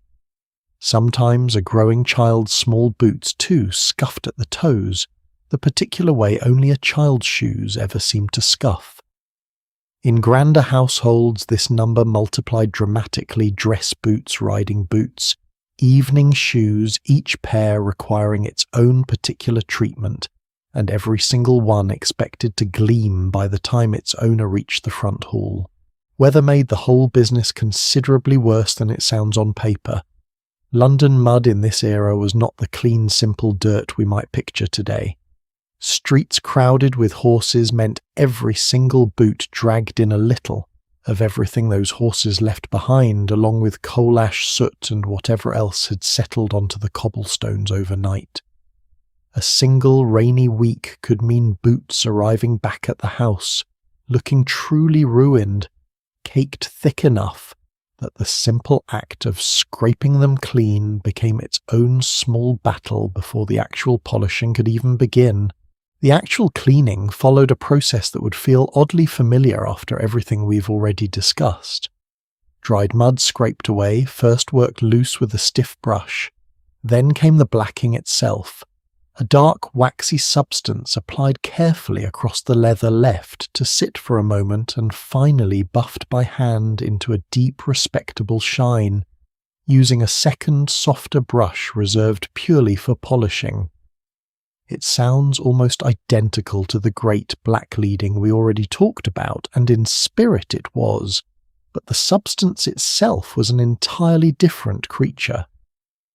Where great polish relied on graphite to darken cold iron, boot blacking relied on something considerably more organic, soot mixed carefully with beeswax or animal fat. sometimes thinned with a touch of vinegar for shine, whipped together into a paste that not only darkened leather, but actually helped waterproof it against London's endless rain. Here is where this particular chore takes a turn I suspect none of you saw coming. That same blacking, the very substance Nell rubbed into leather every single morning of her working life, connects directly to one of the most famous writers in the English language and to an experience he kept so carefully hidden that almost nobody in his own lifetime ever knew about it. In the autumn of 1823, a 12-year-old boy in London found himself pulled out of school entirely. His father had fallen into serious debt, the kind of debt that in this particular era could land an entire family inside a debtor's prison. To keep the rest of his family from starving while his father served that sentence, the boy was sent to work in a rundown rat-infested warehouse down by the river, a business that manufactured exactly the same boot-blacking Nell used every morning. His job for 10 hours a day, 6 days a week, was simply to paste labels onto bottles of the stuff, earning 6 shillings a week for his trouble. The warehouse itself stood on rotting wooden foundations right at the water's edge, near enough to the river that the sound and smell of it never fully disappeared, and near enough to hear rats moving through the walls at every hour of his shift. That boy's name was Charles Dickens. I want you to sit with that for a moment because I think it is one of the most quietly devastating pieces of literary history most people never learn in school. The same author who would eventually give the world some of its most beloved characters, who built an entire career writing with fierce, unmistakable sympathy for poor and forgotten children, spent a full year of his own childhood in exactly that position himself. Hands stained black, surrounded by rats, gluing labels onto the very product that servant girls like Nell were at that same moment rubbing into leather in kitchens across the city. Every single morning during that year, young Charles walked to the warehouse alone, crossing a city that offered a boy his age essentially no protection at all. Past markets, past taverns, past the exact same kind of servant girls he would later write about with such tenderness in his novels. He lodged apart from his own family for much of that period, boarding with strangers because his parents and siblings were living inside the prison walls with his father, which meant an 11 or 12-year-old child was for all practical purposes managing his own small frightened life, alongside a full day of physical labour. It is worth remembering that this was not some distant tale from a stranger's biography. This was the actual childhood of the man who gave us Oliver Twist: A Christmas Carol, and dozens of other stories that still shape how English-speaking culture thinks about poverty and kindness to this day. Dickens never spoke about this publicly during his own lifetime, not once. It only came to light after his death when his trusted friend and biographer revealed the truth in a book published years later. The shame of it, the particular sting of poverty and abandonment he felt at being sent away to labour while his own family moved into prison together without him, apparently followed him for the rest of his life quietly, privately underneath every success that came afterward. And here is a small, remarkable detail that I truly love sharing, because it feels like the kind of thing history rarely hands you this neatly. Among the other children working alongside young Dickens in that blacking warehouse was a boy remembered simply as Bob Fagin, a name Dickens later borrowed years afterward for one of the most infamous villains in all of English literature, the manipulative old criminal running a den of child pickpockets in Oliver Twist. The real Bob Fagin, by every account that survives, was actually kind to young Charles during his time at the factory, once even walking him home when he fell ill.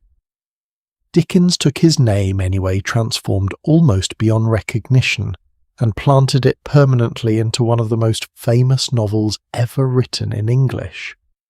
Isn't that a strange, slightly uncomfortable kind of immortality, having your name borrowed for a villain by someone you were once kind to, Dickens, as it turns out, never quite escaped the world of bootblacking even after he became one of the most celebrated writers in the country. Years later, in his novel The Pickwick Papers, he gave one of his characters a cheerful bootblack named Sam Weller, a small specific loyalty to a particular brand of polish, mentioning it by name, with the kind of easy familiarity only someone who had once worked with the stuff himself could write convincingly. That Brandeis and Martin was a real rival to Warren's, the very company Dickens had once laboured for as a child, and its bottles would have sat on shelves not far from where Nell might have bought her own household supply. Whether that small detail was an accident or a private joke aimed only at himself, tucked inside a wildly popular novel, is something we will likely never know for certain. I like to think it was not an accident at all. You can draw a fairly straight line, honestly, from that miserable year at the blacking warehouse to nearly everything Dickens became known for afterward. Oliver Twist starving and alone in a workhouse. David Copperfield sent to labour in a warehouse startlingly similar to the real one under a boss modelled loosely on the men who oversaw Dickens's own labour. An entire literary career in many ways built on the back of exactly the kind of invisible, unglamorous, deeply undervalued labour Nell was performing at that very same hour in a different corner of the same enormous city. Isn't it strange to think about how nearly these two lives brush past each other without ever quite touching? A future literary giant at 12 years old, gluing labels onto bottles of blacking. A servant girl at 16, rubbing that same blacking into leather every single morning of her working life. Neither one particularly visible to the wider world at the time, both of them in their own separate ways shaped permanently by a substance most of us never think about twice. In larger, wealthier households, this particular chore actually belonged to its own dedicated position, sometimes simply called boots, occasionally folded into the duties of what was known as a hall boy, a junior male servant whose entire job revolved around exactly this kind of unglamorous maintenance: boots, knives, lamps, anything requiring steady hands and very little status. Such a boy typically ranked near the very bottom of an already lengthy servant hierarchy, but he still had something Nell never enjoyed: a single defined task repeated with focus, rather than one impossibly long list stretching from fire to water to leather and back again without pause. A house grand enough to employ someone whose sole responsibility was cleaning footwear was by definition a house grand enough that no single person needed to carry the weight of the entire household's care alone. Nell had no such luxury. Boots simply joined the long unbroken list of tasks belonging entirely to her, squeezed in somewhere between the last bucket of water and the family's first cup of tea. There was no specialization available to her, no narrow lane of expertise she could focus and improve within the way a dedicated hall boy might slowly become truly skilled at his one particular corner of household maintenance. She was asked instead to be competent at absolutely everything, all at once, every single morning, with no particular training beyond whatever she had managed to pick up from the girl who held the position before her. There was real social pressure behind all of this too, more than you might expect from something as small as footwear. A gentleman appearing in public with scuffed, dull boots risked a particular kind of quiet judgment in this era, an assumption that his household and by extension his character had let something slip. Etiquette writers of the period truly fixated on this detail, insisting that a well-turned-out pair of boots said as much about a man's standing as the cut of his coat, sometimes more, since a coat could be borrowed or inherited, while properly maintained boots suggested an entire functioning household working quietly behind the scenes to keep their owner presentable. Boots, much like the fireplace we already discussed, were never simply about function. They were a visible walking advertisement of respectability, and respectability, as we have talked about more than once, already was never actually free. Somebody always paid for it. One aching, blackened hand at a time. Think about how strange that particular arithmetic really is when you lay it out plainly. A man's entire social standing quietly reinforced every single time he stepped outside his front door depended on the invisible labour of someone paid a fraction of what he earned himself working before sunrise so that his appearance alone could speak for him. He never needed to think about it. That in the end was rather the entire point of the arrangement. Even the poorest gentleman clinging to the outer edges of respectability understood this, instinctively scraping together whatever coin he could to keep at least one presentable pair of boots gleaming. Because in a city obsessed with appearances, the alternative was a kind of social death that no amount of good character could easily undo. Have you ever thought even for a moment about how many hidden hands touch something as ordinary as a clean polished shoe before it ever reaches the point of being taken entirely for granted? A factory worker, manufacturing the polish itself, quite possibly a child in conditions we would now consider unthinkable. A servant applying it kneeling by a back door in the cold hands stained black long before breakfast. And finally, the person wearing the boots stepping out into the world with no particular thought given to either one. 3 separate lives, 3 separate kinds of hardship, all quietly folded into a single unremarkable pair of shoes. By the time Nell finished that last boot set, it carefully back in its place, and wiped her blackened hands as clean as cold water alone could manage, an entire morning's worth of invisible labour had already piled up behind her. Fires, lit water, carried boots gleaming, and still, upstairs nobody had woken yet to see any of it. She had touched nearly every corner of that house by now, and yet in the eyes of the people she served her morning had not actually begun at all. But something else was about to change now, something structural rather than physical. Because once the family finally did stir, Nell would stop being simply herself for a while. She would become instead one small piece of an entire carefully ranked world, existing quietly below the family's notice, a world with its own rules, its own ladder to climb, and its own particular ways of deciding exactly who mattered and how much. And that world, as it turns out, was every bit as rigid and every bit as unforgiving as anything happening upstairs. Somewhere in a grand house not far from Nell's narrow little street, another young woman was waking up at that very same hour doing work that, on the surface, looked almost identical to hers, raking ashes, carrying water. And yet if you had asked either girl whether they belonged to the same world, both of them would have looked at you as though you had asked something faintly ridiculous. They did not really. Because the moment a household could afford more than one servant, an entirely separate universe quietly assembled itself below stairs, complete with its own government, its own courts of opinion, and its own extremely strict rules about exactly who was permitted to speak to whom. It is worth pausing here to say plainly what we're about to explore, because it actually surprised me the first time I mapped it out in full. Below every grand staircase in Victorian Britain sat an entire second society, as layered and as status-obsessed as anything happening in the drawing room above it, just built from smaller, quieter materials, borrowed titles instead of inherited ones, a servants' hall table instead of a dining room, and wages measured in pounds rather than acres. Historians studying Grand Victorian households often describe this world using a slightly odd shorthand, dividing the entire staff into what was casually called the upper 10 and the lower 5. The numbers themselves were never literal, more a figure of speech than an actual head count, but the division underneath it was deadly serious.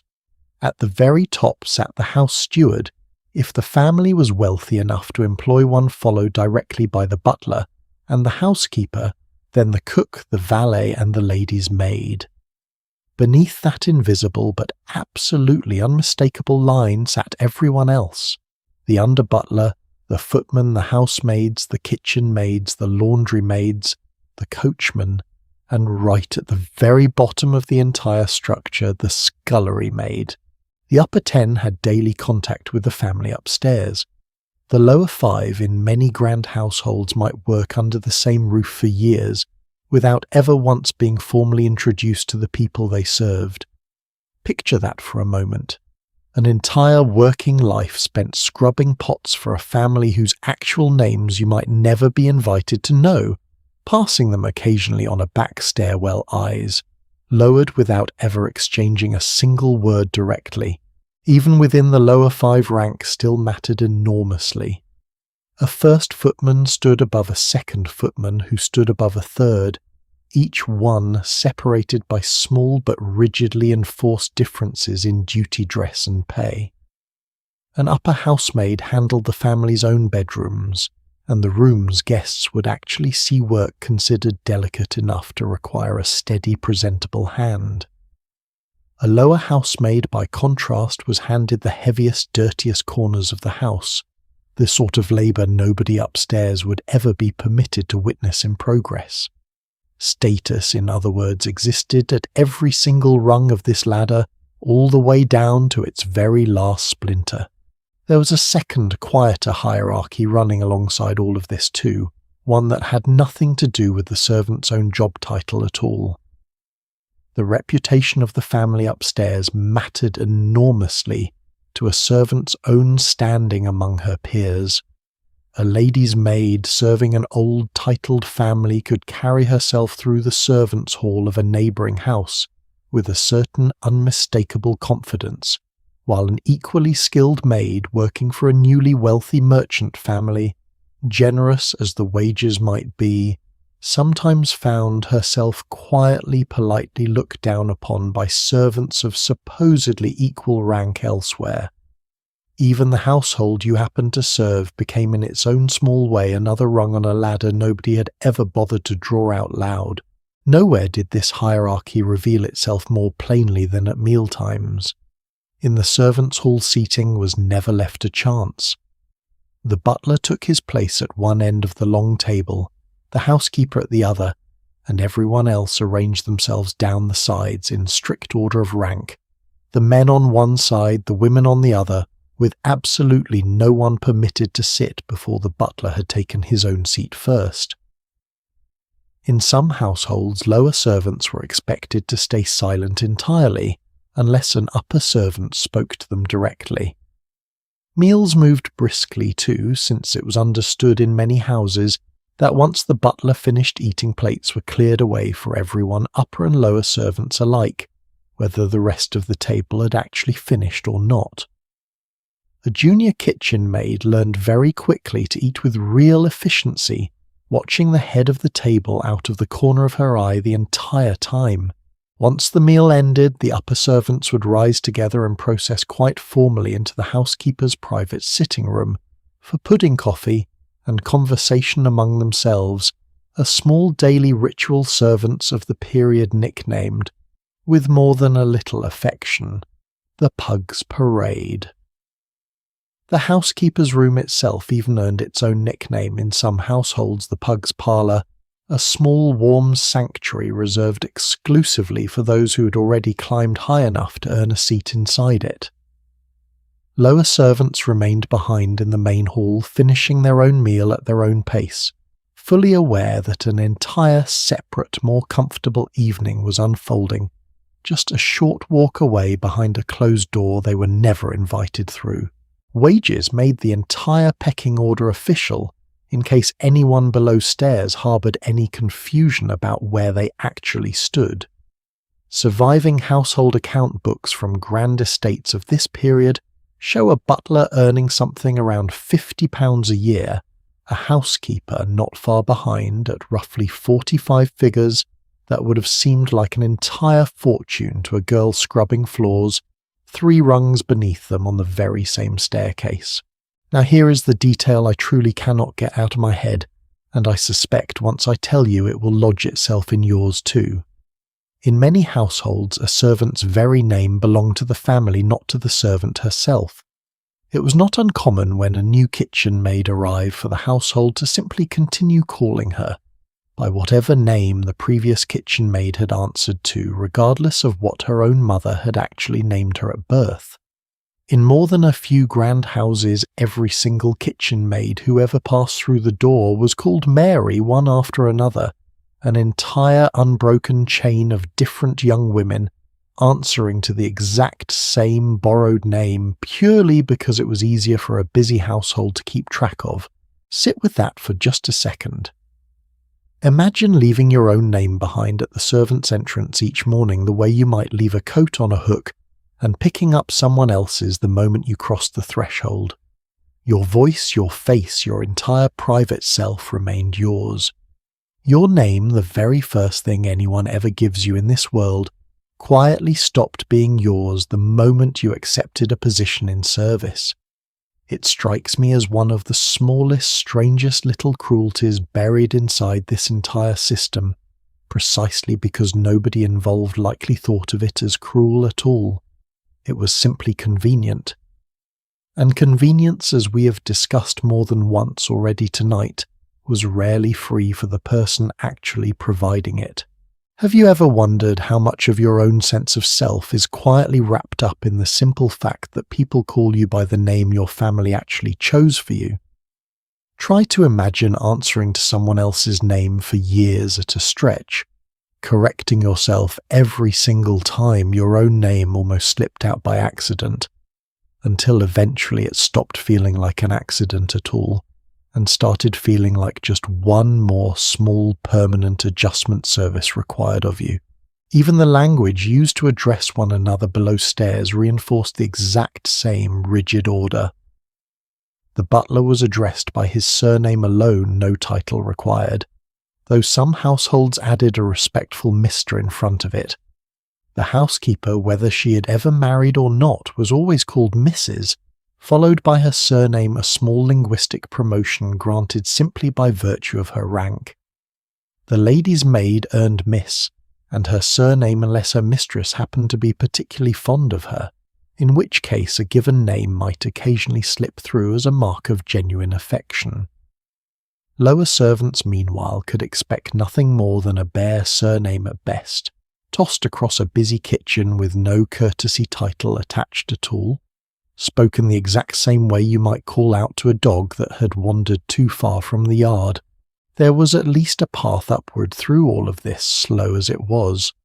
A girl entering service at 12 or 13 as a scullery maid, the lowest position in the entire household, might spend years working her way toward housemaid, then upper housemaid, then, if she was skilled, patient, and more than a little fortunate housekeeper herself.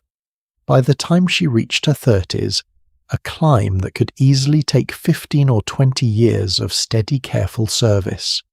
A woman who finally reached that top position, the head housemaid grown at last into a housekeeper, would typically have earned the right to be called Mrs., whether she'd ever actually married or not.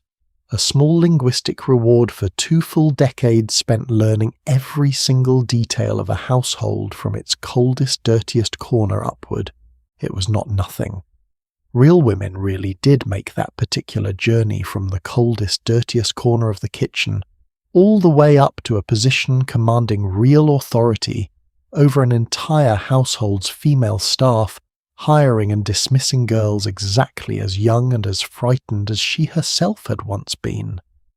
But it demanded in exchange most of a young woman's entire working life, spent quietly climbing a ladder built by people who would never once climb it themselves, one rung at a time, with no guarantee at the bottom that she would survive long enough or stay healthy enough to ever reach the top. Nell, standing in her own narrow kitchen at that same hour, belonged to none of it. Not the upper 10, not the lower 5, not the servants' hall, the pug's parade, the careful seating order, or the slow, patient climb toward housekeeper. She had no butler to defer to, no scullery maid to direct, no fellow servant of any rank standing anywhere nearby to compare notes with, complain to, or simply sit beside in exhausted silence at the end of a long day. She was in the truest sense outside the entire system, neither at the top of her own small world nor the bottom of it, because there was no ladder in a household with only one servant to begin with. There was just Nell and everything. She kept her own name too for whatever small comfort that offered. Nobody upstairs had any particular reason to rename her, since there was no predecessor's name conveniently waiting to be handed down, no household tradition demanding continuity between one girl and the next. In that single narrow sense, her isolation actually protected something the grander houses quietly stripped away from their own lower servants. It is a strange kind of trade when you think about it. Honestly, loneliness in exchange for identity companionship, in exchange for a borrowed name. I'm not sure either arrangement comes out looking particularly kind by the end of it. Is that better or worse, do you think, than being firmly slotted into rank 15 out of 15 in some enormous country house? I go back and forth on it myself, honestly. There is something almost freeing about not being measured against 30 other servants every single day. And yet there is something quietly brutal about it too, an entire working life spent with no one above you to eventually become, and no one below you to eventually mentor, no ladder at all, just one flat, unbroken stretch of labour from her first day in service to whatever day years later finally brought it to an end.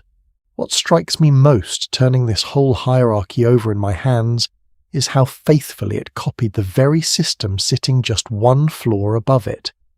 The family upstairs sorted the entire world into gentry and tenants, old money and new money, respectable and unrespectable, and the servants below them, denied nearly every other freedom available to the people they served, still found room to build their own smaller version of exactly the same ladder, complete with its own aristocracy, its own untouchables, and its own quiet judgments about who deserved a courtesy title and who did not. Inequality, it turns out, has a remarkable talent for reproducing itself, even in the very rooms built specifically to serve the people already benefiting most from it. Nobody forced the butler to look down on the scullery maid. Nobody forced the upper housemaid to feel a small private satisfaction at outranking the girl scrubbing pots below her. And yet, they did almost universally, because the entire structure of that world had taught every single person inside it that rank was simply how you knew you mattered at all. It is a pattern worth noticing, I think, well beyond the walls of any Victorian kitchen. But there was one thing every single servant in that entire towering structure shared completely, regardless of rank, wage, or borrowed name, and it was waiting for every last one of them in exactly the same place that morning: the kitchen. Because whether you were an underpaid scullery maid answering to somebody else's name, or a lone maid of all work answering only to yourself, breakfast for the family upstairs was not going to prepare itself, and the clock, as always, was already running. Every single fireplace we have already talked about tonight, every great Nell blackened and coaxed into flame, was in its own way a fairly forgiving piece of technology. Warmth simply needed to exist. Nobody upstairs particularly cared if a bedroom fire burned a little too hot or a little too gently, as long as the room eventually felt comfortable. The kitchen range Nell faced next offered no such mercy. This particular fire had a job to do, several jobs actually all at once, and if she got the timing even slightly wrong, an entire family would sit down to a ruined breakfast and know exactly who to blame for it. There was no forgiving margin here, no room for the fire to simply be adequate. It had to be correct on schedule every single morning without exception. The range itself, sometimes called a kitchener, was a different creature entirely from the simple grates lining the rest of the house. Picture a solid wall of cast iron ovens built into either side, a flat hot plate stretched across the top for pots and kettles, and an entire hidden network of flues and dampers threaded through the brickwork behind it, each one responsible for steering heat exactly where it needed to go. Wanted the oven blazing hot for baking, but the hot plate merely simmering for a slow sauce. There was a lever for that somewhere if you knew precisely which one to pull and precisely how far. Wanted heat conserved overnight so the morning fire wouldn't start from nothing.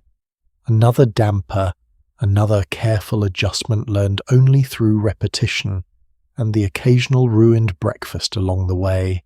The particular model in Nell's kitchen was most likely one of the common cast iron patterns, turned out by ironworks up and down the country, the kind ordinary blacksmiths could assemble from a standard design. Nothing fancy, nothing custom built for her comfort. Some households further north favoured a taller, boxier version with a raised oven that kept a cook from bending quite so far as small regional mercy, depending purely on where you happened to be born into service. Whichever version stood in front of her, the underlying challenge remained identical. A machine built entirely of iron, offering no readout, no gauge, nothing but heat smoke, and whatever knowledge she had managed to accumulate through sheer repetition. And before any of that careful heat management could even begin, the range demanded exactly the same treatment we already watched Nell perform on every other grate in that house. The same graphite paste, the same newspaper spread across the floor, the same patient buffing until cold iron gleamed, the way a respectable kitchen was expected to gleam. Except this particular surface was larger than any single fireplace, worked considerably harder throughout the day, and needed to look presentable despite being quite literally the busiest, most heavily used object in the entire household. It was the largest, least forgiving version of a chore she'd already repeated several times over that same morning. This was not intuitive machinery. There were no numbers printed anywhere, no helpful dial telling Nell exactly how many degrees sat behind that iron door. Temperature in this era was judged entirely through instinct, the particular colour of the coals, the specific smell drifting from the oven vents, the sound heat made moving through metal that had done this exact job 10,000 mornings before. A cook who had worked one particular range for years could sense its moods, almost the way you might sense a familiar person's. A girl new to a household thrown in front of an unfamiliar range for the very first time was essentially guessing, and guessing wrong meant a burnt loaf, a raw centre, or a family kept waiting past their patience. Have you ever tried to bake something in an oven you did not fully trust, watching anxiously through the glass, unsure whether 5 more minutes would finish it or ruin it completely? Now take away the window, take away the dial, take away the timer beeping helpfully on the counter. That was Nell's actual starting point every single morning, with real food, real hunger, and real consequences waiting on the other side of a badly judged 15 minutes. Isabella Beaton, whose famous guide we have already met more than once tonight, put words to exactly this particular misery.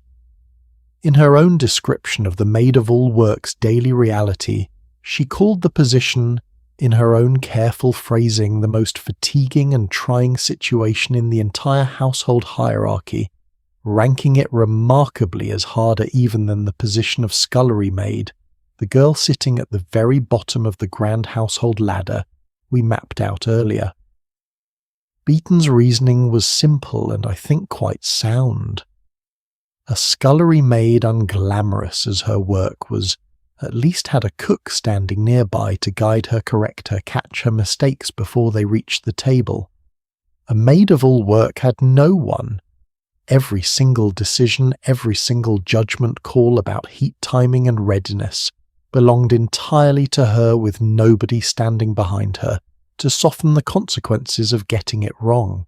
Reading that description now, knowing everything we have already walked through together this evening, fires and water and boots and an entire hidden social order below stairs, it becomes almost impossible to disagree with her.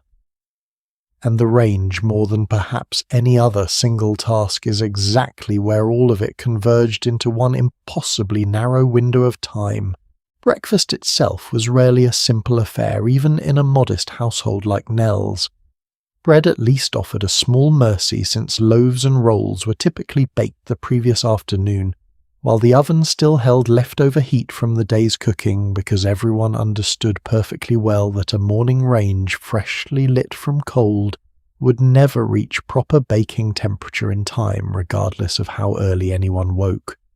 That single piece of practical wisdom passed down through generations of kitchens meant Nell's own baking had actually happened the evening before, one small mercy tucked inside an otherwise unforgiving schedule, planning the day's bread around the range's own stubborn limitations rather than around anyone's actual convenience. But everything else needing to appear hot on that breakfast table had to be produced fresh, and produced simultaneously. Bacon crisping in one pan, eggs cooking in another, a kettle singing toward boiling toast held carefully near the fire, without scorching all of it, needing to land on the table at precisely the same moment, hot in the correct order, exactly when the family finally sat down expecting it. Think about that logistical puzzle for a second, the way you might think about timing a modern dinner party, except with none of the tools that make modern timing manageable. No timer, no thermometer, no 4 separate burners, each holding a steady, reliable heat, independent of the others.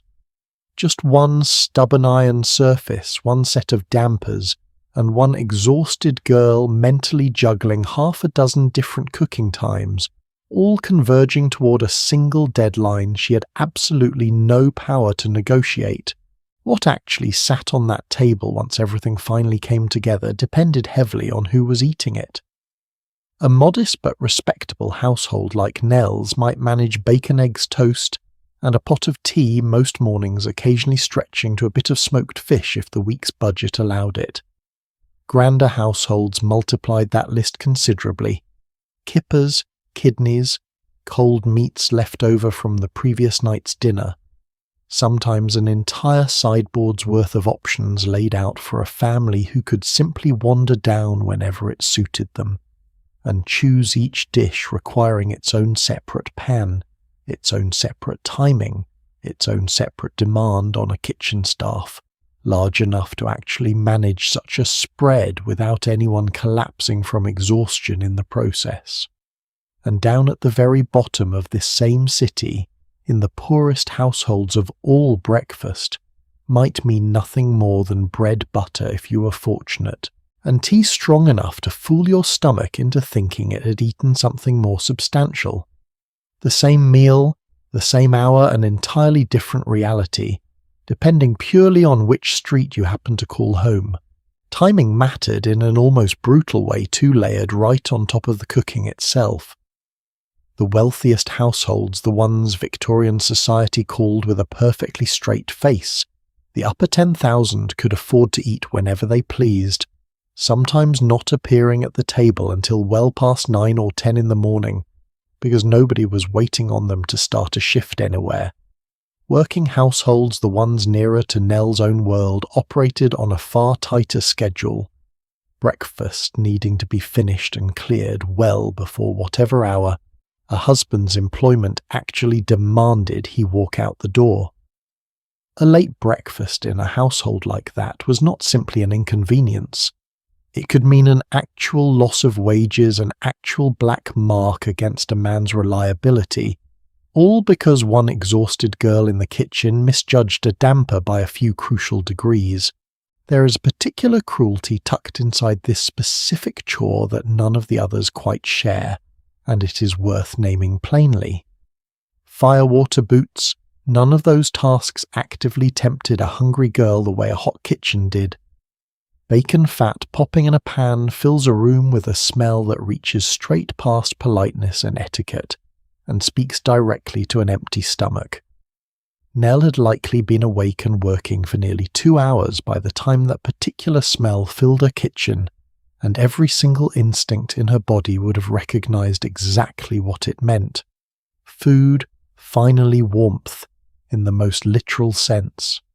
And still she plated it, carried it upstairs, set it in front of people who had done nothing that morning but sleep, and returned to a kitchen that smelled of everything she was not yet permitted to touch.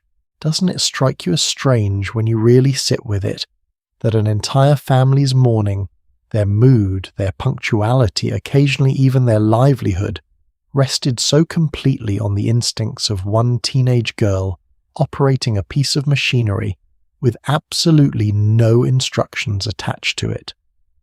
We ask so little of our own mornings now by comparison. A button pressed, a dial turned to a number we trust completely, a screen that tells us to the exact minute when our toast will be finished or our coffee will finish brewing. Think about the last time your own breakfast went even slightly wrong. A piece of toast burnt an egg overcooked. Did anyone go hungry over it? Did anyone lose a day's wages? For Nell, and for thousands of girls exactly like her, that margin for error simply did not exist.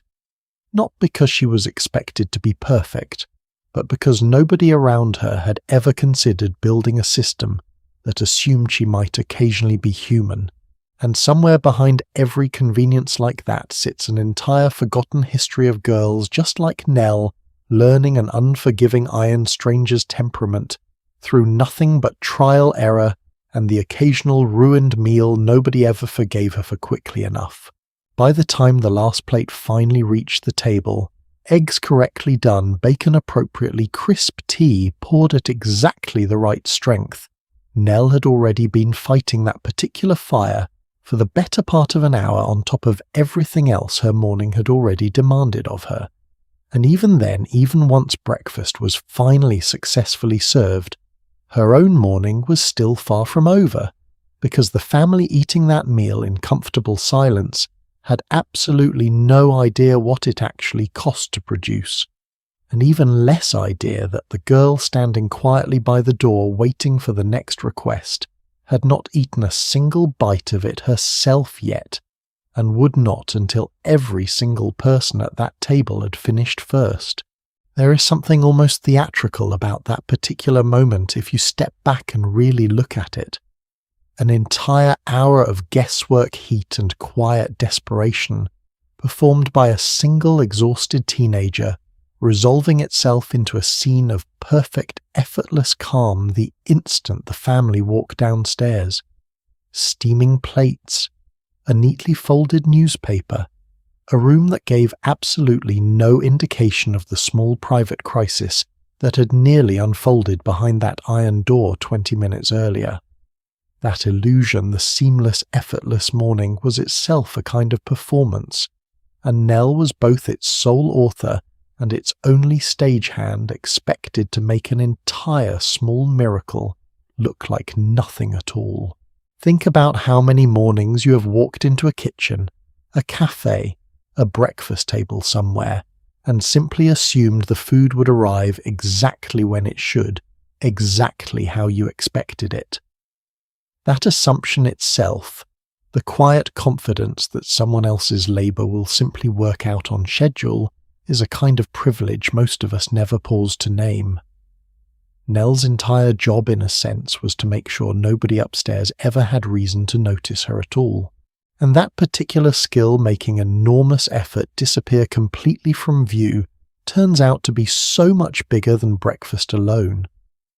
It was in many ways the entire unwritten rule Nell's whole existence in that house had been quietly built around from the very first morning she arrived.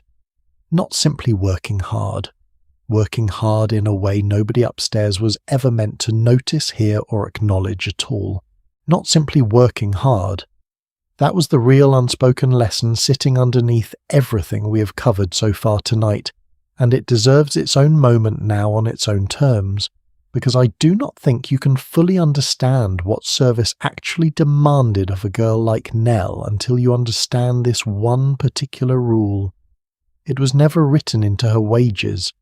Nobody sat her down on her first morning and explained it outright, and yet it shaped absolutely everything about how she was expected to move through that house, more completely than any fire, any bucket, any blackened boot ever could. Every single task we've already covered tonight was in its own way simply a physical chore. This one was different. This one governed her entire presence as a human being inside those walls. Let's start with the single strangest version of this rule, the kind of detail that still catches me off guard every time I come across it again. In many households of this era, a housemaid who happened to encounter her employer on the stairs was trained to do something specific, immediate, and almost unsettling in its simplicity. She turned to face the wall. Not a curtsy, not a polite word of greeting. Just a full, deliberate turn her back to the room, her eyes fixed on plaster and paint until the family member had passed safely by, and she was once again permitted to exist in that space as herself. Picture the actual mechanics of that moment for a second, because I think the physical awkwardness of it is easy to skip past. A narrow staircase. A girl carrying something coal-in in a stack of clean plates suddenly needing to press herself against cold plaster angle, her whole body away and hold perfectly still while someone she served brushed past near enough to touch. No acknowledgement expected in either direction. No nod, no murmured "excuse me." Just two people occupying the exact same 6 feet of space. One of them instructed to behave as though the other simply was not there at all. Sit with that image for a moment because I think it deserves more than a passing mention. A young woman quite literally erasing her own presence from a room by turning her face away from the people she served, as though her simply being seen constituted some sort of intrusion into their private world. One historian researching this exact practice asked quite pointedly exactly whose comfort that rule was actually protecting. I have never found a satisfying answer. It was not for Nell's benefit, certainly. It offered her nothing, protected her from nothing except perhaps the faint possibility of an awkward, unscripted moment of eye contact with someone who preferred to pretend she barely existed at all. Even the architecture of these grand households conspired to make this particular disappearing act easier to maintain. Many larger homes installed a door, thick, sturdy, and covered in a heavy woolen fabric called baize, usually dyed a deep green positioned precisely at the boundary between the family's world and the servant's world. That fabric served two quiet purposes at once. It muffled sound, so the clatter of a busy kitchen or the low murmur of servants' conversation never drifted upstairs to disturb anyone, and it absorbed smell too, holding back the scent of cooking coal smoke and hard labour before it could reach a drawing room meant to smell of nothing but flowers and expensive furniture polish. One single door quietly doing the work of an entire social contract, keeping two separate worlds from ever fully touching.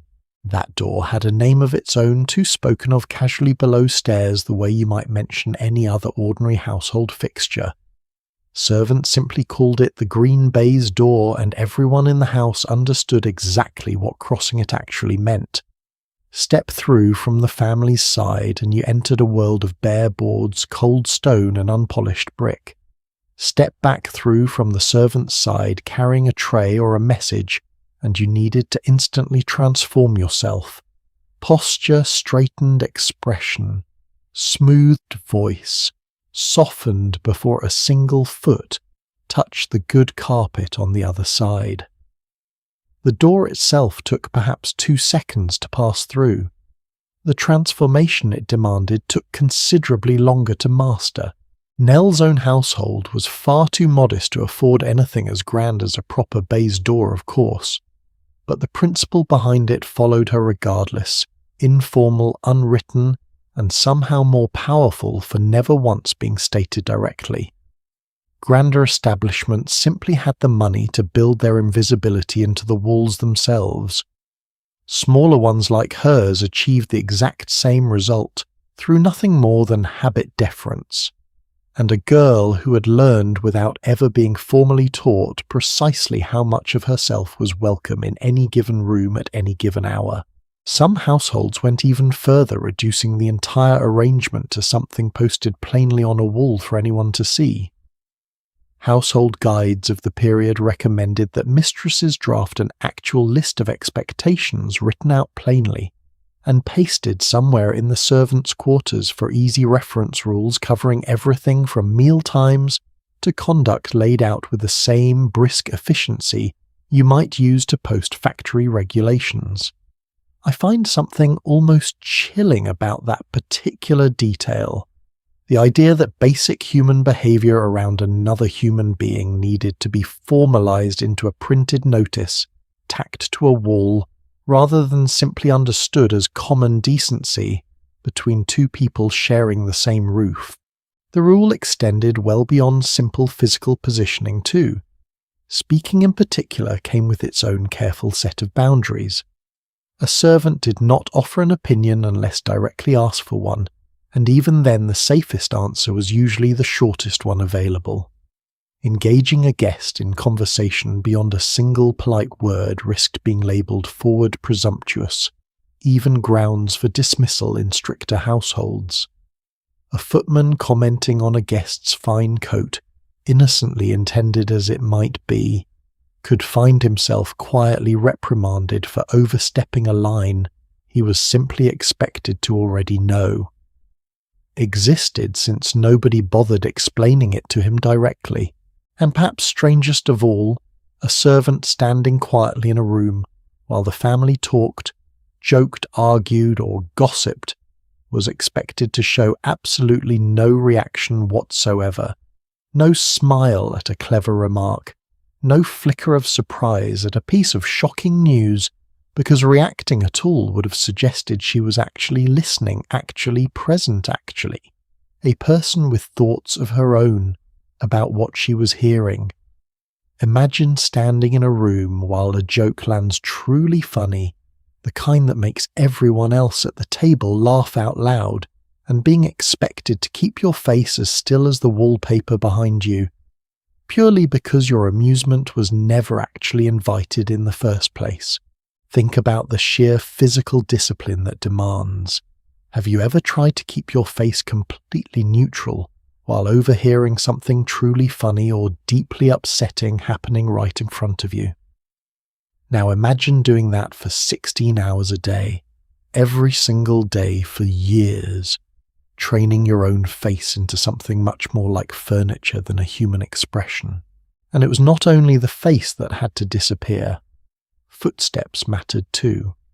Servants were trained to move through a house with real, deliberate, quiet, soft-soled shoes, careful steps, nothing that might announce their presence before they arrived or linger after they left. Some households specifically favoured servants who could carry a full tray up a flight of stairs without a single audible footfall, treating that particular skill as a genuine mark of quality, worth mentioning in a letter of recommendation, the same way you might praise someone's cooking or handwriting. A good servant by the standards of this era was one whose actual physical existence in a room registered as barely more than a passing draught of air present exactly long enough to complete a task and then gone again before anyone had to fully acknowledge they had been there at all. Even something as small as a ring of household keys, which a housekeeper typically carried at her waist to symbolize her authority over the linen and stores, was expected to move without announcing itself. A well-trained upper servant learned to walk in a way that kept that entire ring of iron and brass from jingling at all silence, extending even to the small physical symbols of her own authority within that same careful, muted world. It is worth pointing out gently that this particular performance was not constant everywhere in the house.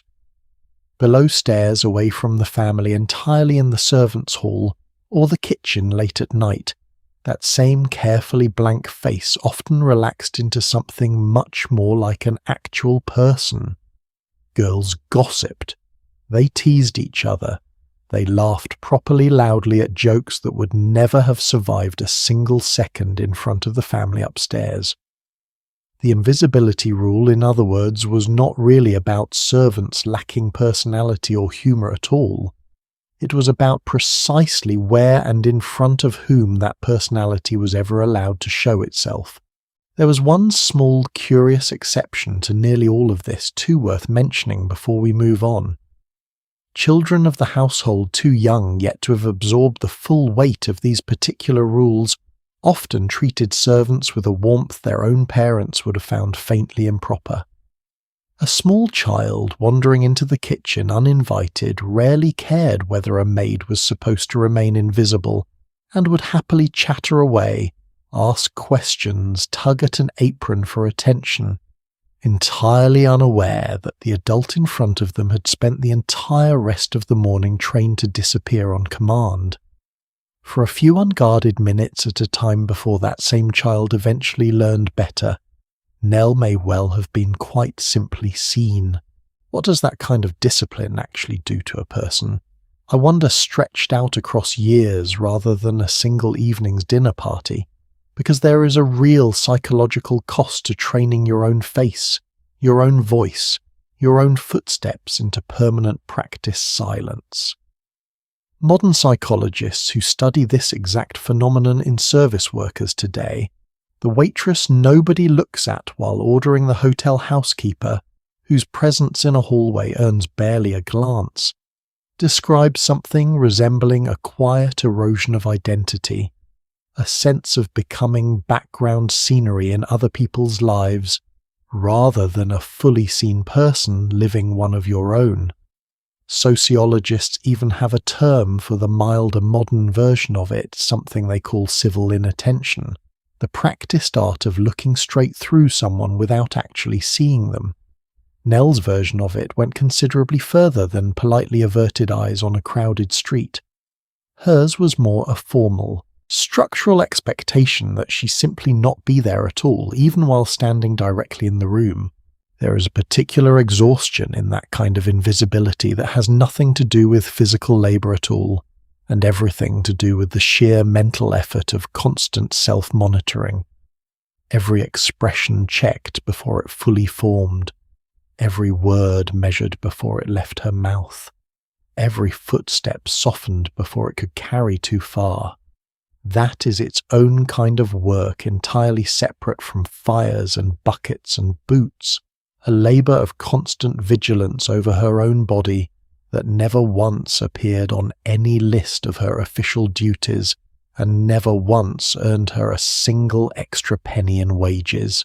Have you ever felt truly unseen in a space you were physically standing and spoken over, looked past, treated as scenery, rather than a person with a name and a private inner life of her own? Hold on to that feeling for a moment, and then multiply it by every single hour of every single day for years on end, with absolutely no space set aside anywhere in her life, where the opposite might occasionally be true. I think about Nell carrying that particular discipline through her entire morning. Every task we have already walked through together tonight performed under this exact same invisible instruction. Light the fire, but do not let them hear you doing it. Carry the water, but do not let them see the strain on your face. Serve the breakfast stand quietly by the door, and if anyone at that table happens to say something clever or cruel, or completely absurd, keep your expression as still and unreadable as the wall she'd been trained to turn toward on the stairs. An entire private self existing constantly, permanently just underneath a surface she was never permitted to let anyone glimpse. And yet here is the quietly remarkable thing worth sitting with as we move forward tonight. That private self never actually disappeared, no matter how thoroughly the rules demanded she pretend otherwise. It simply went somewhere else, somewhere none of her employers ever thought to look somewhere. No household guide, no green baize door, no printed list of rules pasted to a wall could ever quite reach.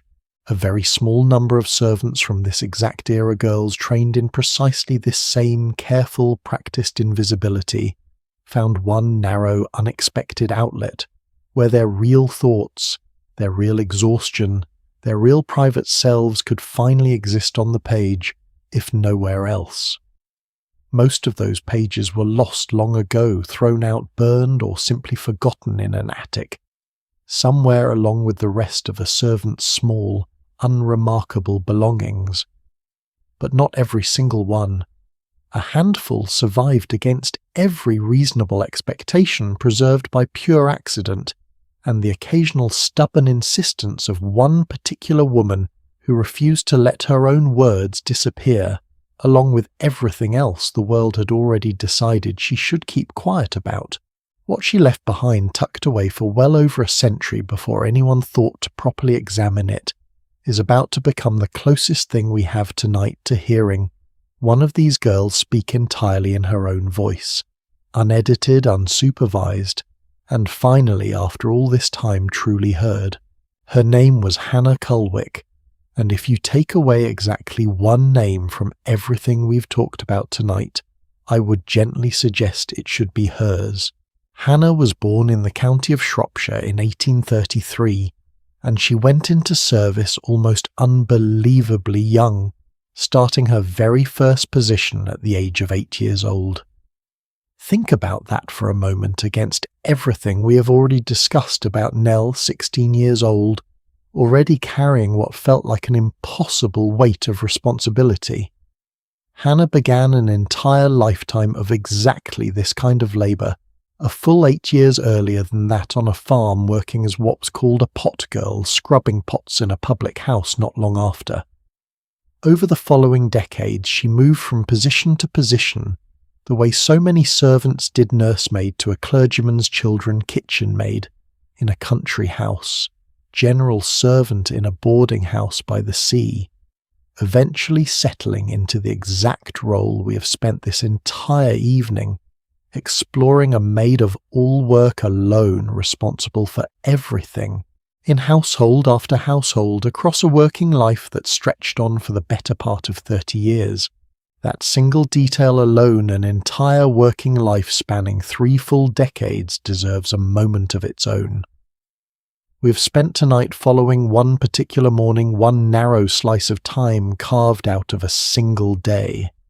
Hannah lived that exact same morning in one form or another, thousands upon thousands of times over, across households in London, in Margate, in Shropshire, growing older with each passing year, while the actual labour itself changed remarkably little. The fires still needed lighting. The water still needed carrying. The boots still needed blacking. Only the address and the particular family standing at the top of the stairs ever really changed. What makes Hannah different from literally thousands of girls who lived through the exact same grinding routine is almost entirely a matter of luck and a small stubborn habit she managed to maintain across decades most people could barely survive, let alone document. She kept a diary. Not occasionally, not for a passing season of her life, but consistently, meticulously, recording her actual working days in her own, plain, unpolished handwriting, describing precisely the kind of morning we have spent this entire evening reconstructing for Nell. Why does that matter so much? Because diaries like hers are quite simply astonishingly rare. Think about everything standing between a working servant girl and the simple act of writing her own life down. Many servants of this era had only the barest grasp of letters, let alone write with any real fluency, since a poor family sending a daughter into service at 8 or 9 years old rarely had the means or the motivation to invest heavily in her education first. Even a servant who could write faced an even more basic obstacle: time, the one resource we've proven again and again tonight that a girl in service simply did not possess in any meaningful quantity. 16 hours of physical labour leaves precious little room for quiet reflection with a pen in hand, and considers too what a servant would have actually needed just to attempt it. Paper cost money she rarely had spare. A private place to write somewhere no one would find and examine, Pages never meant for anyone else's eyes was almost impossible to guarantee in a house where, as we discussed only a little while ago, her own room could be inspected at her employer's whim. Even the simple act of owning a diary at all carried a kind of quiet risk, a written record of complaints, exhaustion, or private opinions about the family upstairs discovered by the wrong person could easily cost a girl her position entirely. And even when a servant somehow found both the literacy and the exhausted borrowed hour required to write something down, there was rarely anyone around who considered her words worth keeping. Diaries belonging to gentlemen and ladies were carefully preserved by their own families, passed down, eventually donated to libraries and archives that considered them historically significant. A servant's diary, if one ever existed at all, was far more likely to be thrown out with the rest of her modest belongings the day she left a position or the day she died. Nobody around her particularly inclined to imagine that her private thoughts deserved a permanent home in anyone's family archive. Hannah's diary survived for a very particular reason worth understanding honestly. She kept it in part at the encouragement of a gentleman she came to know named Arthur Munby, a barrister with a serious lifelong interest in documenting the lives of working women, someone she eventually married, though their unusual relationship remained a closely guarded secret for years. I will not pretend their story was a simple one, because it truly was not full of complicated class dynamics that a single paragraph tonight could never do justice to. But what matters most for our purposes is this. Because of that connection, because someone in her life happened to value the written record of an ordinary servant's ordinary days, Hannah's diary did not end up in a rubbish heap, the way so many others almost certainly did. It ended up eventually in an archive waiting more than a century for anyone to take it seriously as history rather than simply discard it as domestic trivia. Look through even a small portion of what she actually wrote, and something remarkable happens.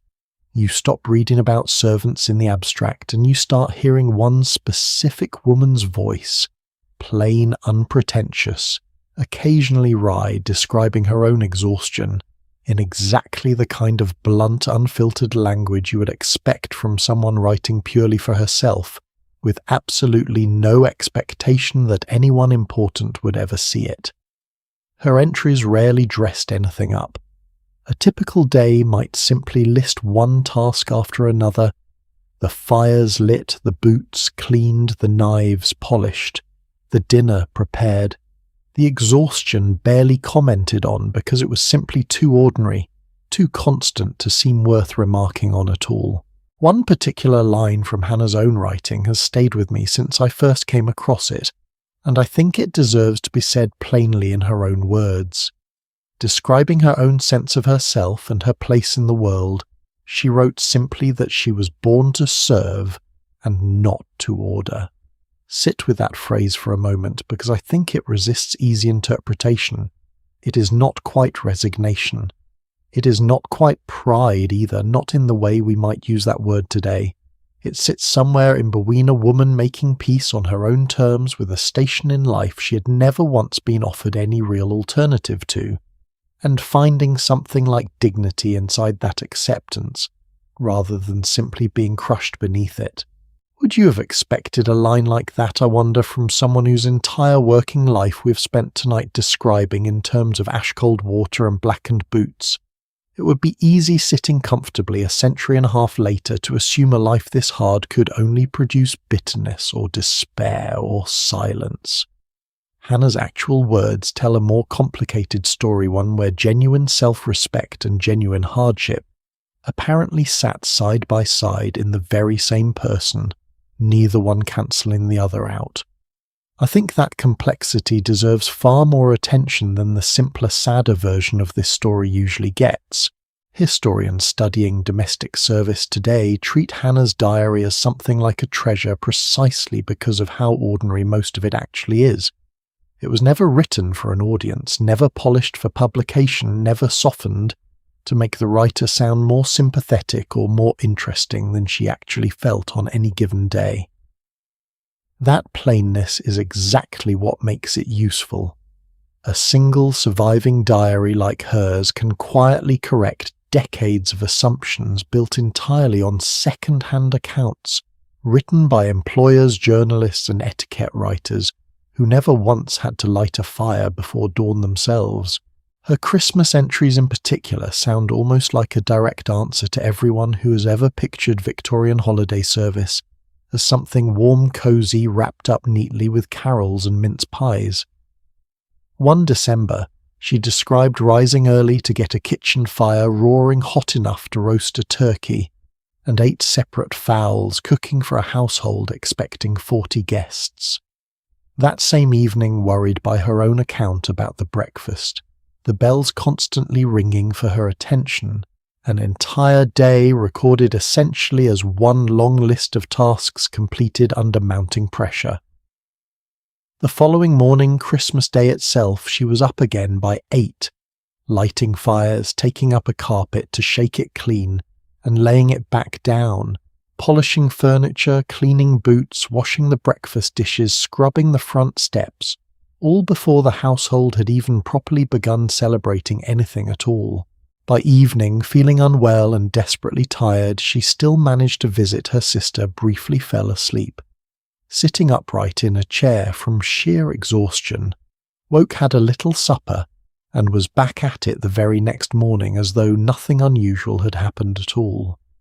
No mention of presents, no mention of her own celebration beyond that single brief visit squeezed into whatever few unclaimed hours the day happened to offer.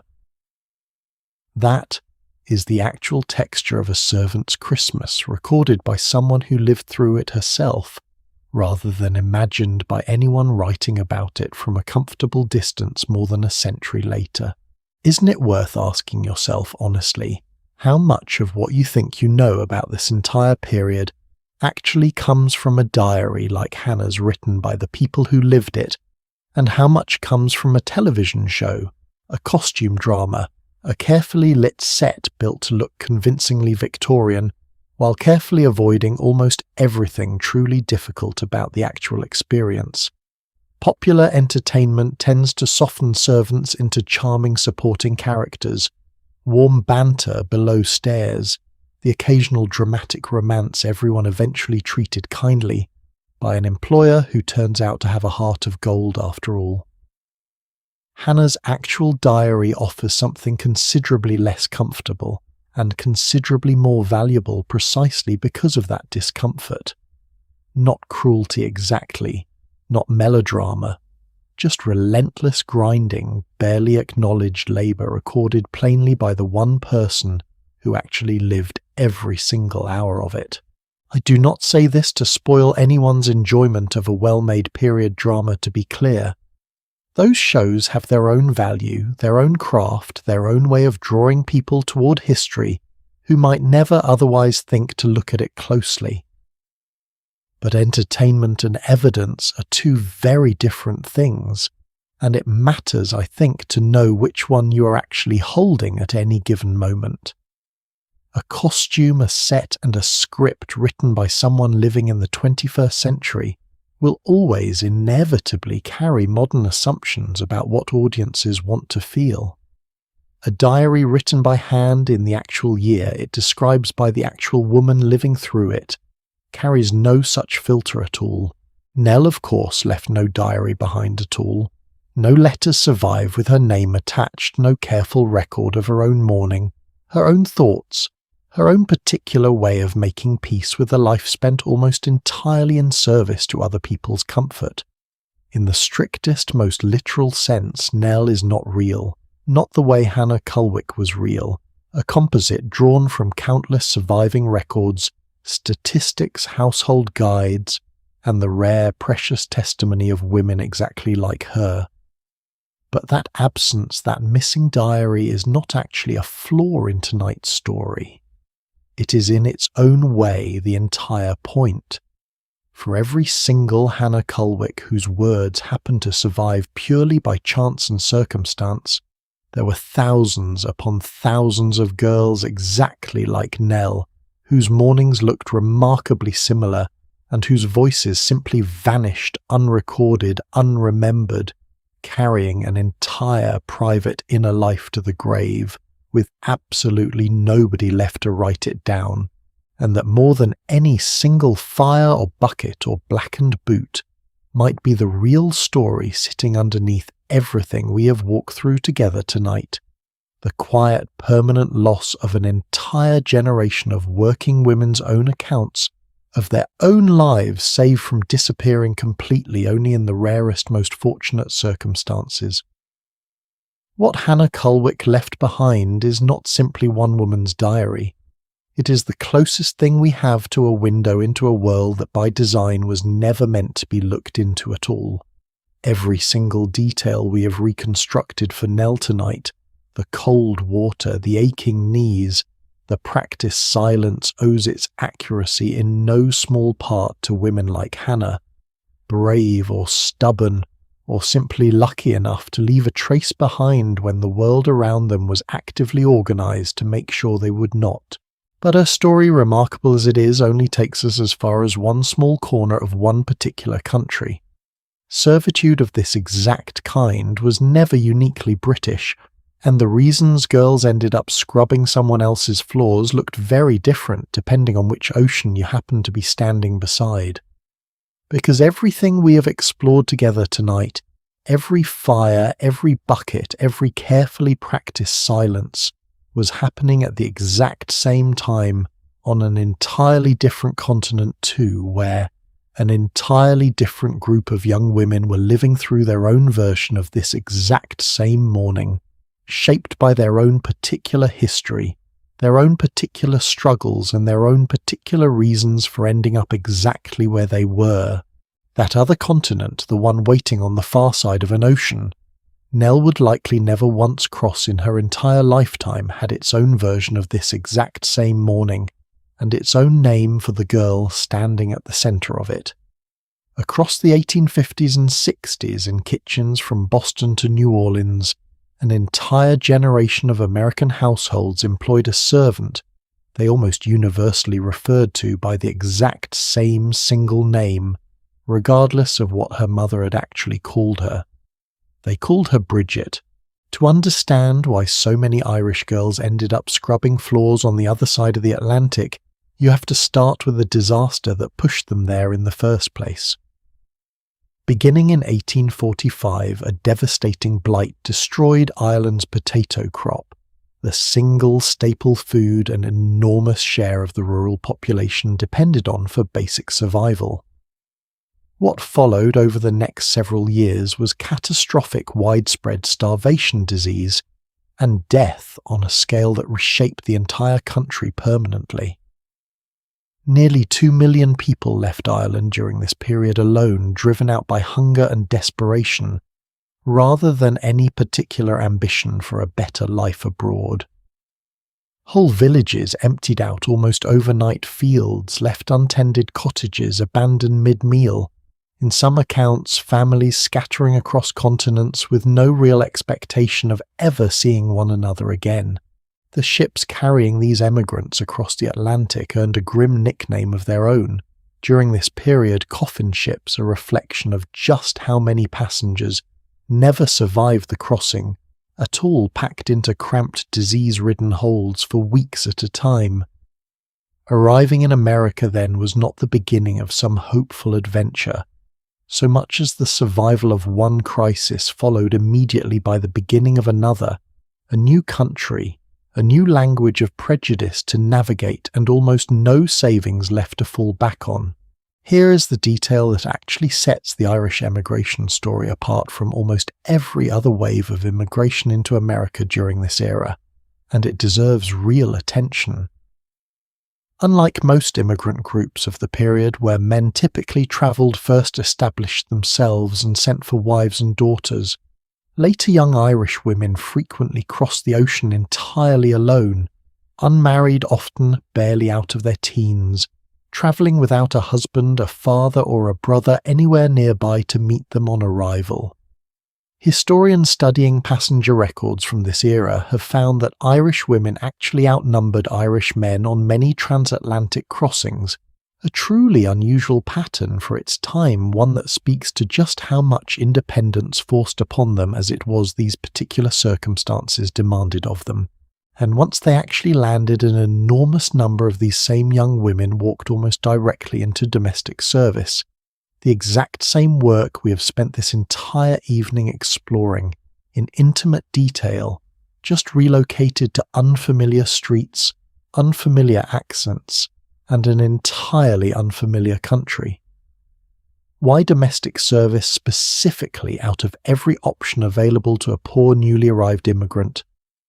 The answer comes down to something we have discussed more than once tonight. Already security. A factory job paid wages full stop, and left a young woman entirely responsible for finding her own food and her own roof over her head out of whatever remained afterward. Domestic service, whatever else. Its considerable downsides came with room and board built directly into the arrangement. For a girl arriving in an unfamiliar city with nothing but a small trunk, and whatever coins survived the journey that guarantee of a bed and a meal mattered enormously, even set against wages that, by any honest measure, remained quite modest. And modest is, if anything, a generous way to describe it. Domestic servants in mid-century American cities often earned somewhere around $3 or $4 a month, a sum that sounds almost laughably small today, but which, when room and board were already covered, could actually be saved and sent somewhere else entirely. That somewhere else was almost always home. Irish daughters working in American kitchens sent money back across the Atlantic with a consistency that truly startled contemporary observers, funding a sibling's own passage, paying down a family debt, keeping an aging parent fed through another difficult winter. By 1861, researchers estimate that something near 80% of all the money flowing from the United States back to Ireland was carried there specifically by the hands of these same domestic servants, an entire transatlantic economy quietly built and sustained by women earning barely enough to be called a living wage in the country where they actually worked. Sit with that figure for a moment, because I think it deserves more weight than a passing mention. 80%. Not government aid, not charitable donation, not some grand institutional effort to rebuild a country recovering from catastrophe. 80% of an entire nation's financial lifeline carried quietly month after month inside the modest wages of young women scrubbing pots in someone else's kitchen 3,000 miles from home. If that is not a form of heroism, I truly do not know what deserves the word more. And yet, exactly like Nell, exactly like Hannah, these same women were rarely treated as anything resembling heroic by the society actually benefiting from their labour. The nickname itself, Bridget, tells you almost everything you need to know about how casually American employers regarded the actual individual standing in front of them. It did not matter whether her real name was Mary or Margaret or Catherine.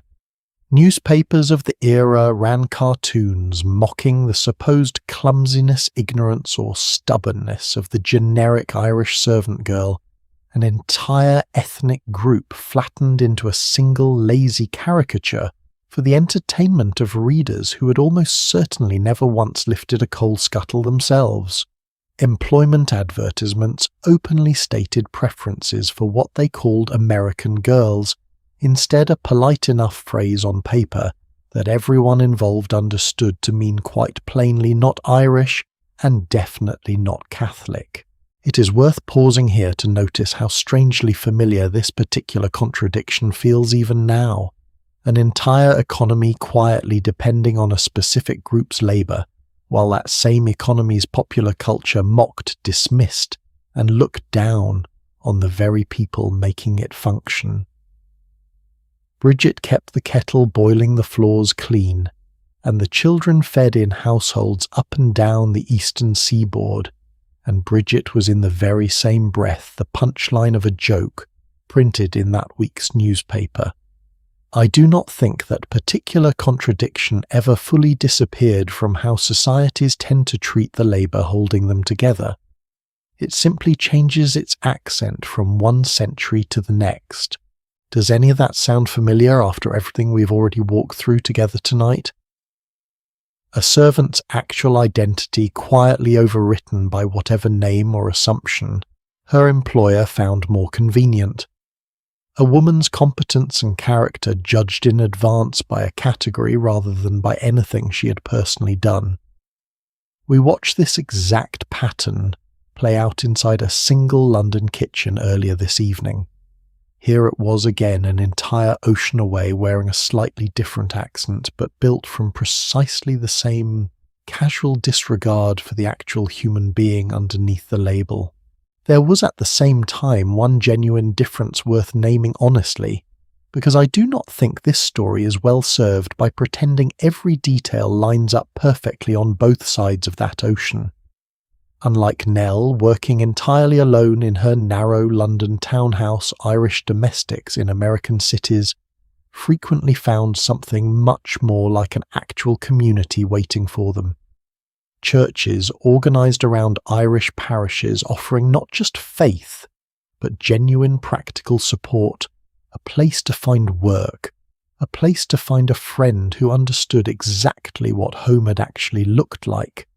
Neighbourhoods dense with fellow immigrants sharing the exact same language, the exact same worries, the exact same distant memories of home. Even servants working for wealthier families sometimes enjoyed an annual servants' ball, an evening specifically set aside for exactly the kind of social life Nell's isolated household could never have offered her. A night where the same hands that scrubbed floors all year got to hold a dance partner instead. It was not equality, not by any reasonable measure, but it was at least less crushingly solitary than the particular version of service we have spent tonight exploring. What ultimately became of these women once the years of scrubbing floors and sending money home finally caught up with them? The honest answer varies considerably, and not always toward a comfortable ending. Some married often, other Irish immigrants working in trades or labour themselves, and left service behind entirely to raise families of their own. Some transitioned into the needle trade, sewing and piecework, marginally more independent if not necessarily easier. A smaller number saved enough and showed enough business sense to open small shops or boarding houses of their own, genuine success stories built quite literally from years of other people's dirty dishes, proof that this particular kind of labour, hard as it was, could occasionally serve as a stepping stone rather than a permanent sentence. And some inevitably simply grew old in service, their bodies worn down by exactly the same repetitive strain we've discussed at length tonight, aching knees and curved spines and hands that never quite lost their roughness, eventually dependent on whatever charity a Catholic parish or benevolent society could offer a woman with no pension, no savings, and no family nearby to care for her in her final years. There was no retirement plan built into this particular kind of labour, not in London and not in New York either. A life spent making other people comfortable rarely came with any guarantee of comfort returned in kind, once a woman's own body finally stopped being useful for the exact tasks that had defined her entire working life. So where does all of this actually leave us after everything we have covered together tonight? We started this evening in complete darkness, watching one exhausted girl wake alone in a freezing kitchen with no clock, no knocker-upper, and nobody in the world responsible for waking her but herself. From there we followed her down into a kitchen she was never truly permitted to call her own, watched her wrestle a stubborn iron stranger of a stove into producing a breakfast she would not be allowed to taste until everyone else had finished. We carried water with her bucket after aching bucket up a staircase built for speed rather than safety. We knelt beside her while she blackened her own hands, cleaning boots connected distantly as it was to a warehouse, where a 12-year-old boy named Charles Dickens once laboured under conditions nearly as unforgiving as her own. We mapped an entire hidden world of rank and title, existing just below the family's notice, and then watched her stand completely outside it, belonging to neither its top nor its bottom, simply because there was no one else in that narrow house to rank her against. We learned the strange, quiet discipline of being trained to disappear in plain sight, taught to turn her face to a wall, rather than risk being seen at all, and then for a few precious pages, we finally got to hear one of these women speak entirely in her own voice, plain and unpolished, and utterly her own, before following that same story clean across an ocean to discover it had never really been only one country's story to begin with. I think the real lesson sitting underneath all of it, if tonight has a single lesson worth carrying with you into sleep, is simply this. So much of the comfort our modern world takes completely for granted, warm rooms, clean water, hot meals, appearing as if by magic, polished floors, well-kept clothes was built for centuries on the backs of women, whose names, in the overwhelming majority of cases, nobody ever bothered to write down at all. Nell is not one specific historical figure. She is every single one of them folded together into a single quiet morning, so that for once, all these years later, somebody finally stopped to notice. Perhaps the smallest, kindest thing any of us can actually do with a story like this one is simply what we've done together tonight. Slow down long enough to notice the invisible hands behind our own comfort, the people whose labour we rarely think to name, whether that labour happened 2 centuries ago in a London kitchen, or happens tonight quietly, somewhere in your own city, in a hotel room, a hospital hallway, a kitchen behind a restaurant you have never once thought to look inside.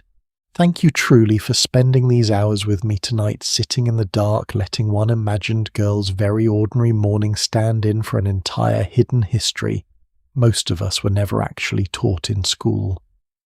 If something in tonight's story stayed with you, a single detail, a single image, I would love to hear which part it was sitting quietly in the comments whenever you happen to see them. And if you have not already, consider staying nearby for whatever quiet corner of history we uncover together next, because there are countless more mornings like this one waiting to be told, each with its own name, its own kitchen, its own small overlooked act of courage, tucked somewhere inside it, patiently waiting for someone to finally notice. Rest well tonight, friend. You have more than earned it. And so, a very long time ago did she.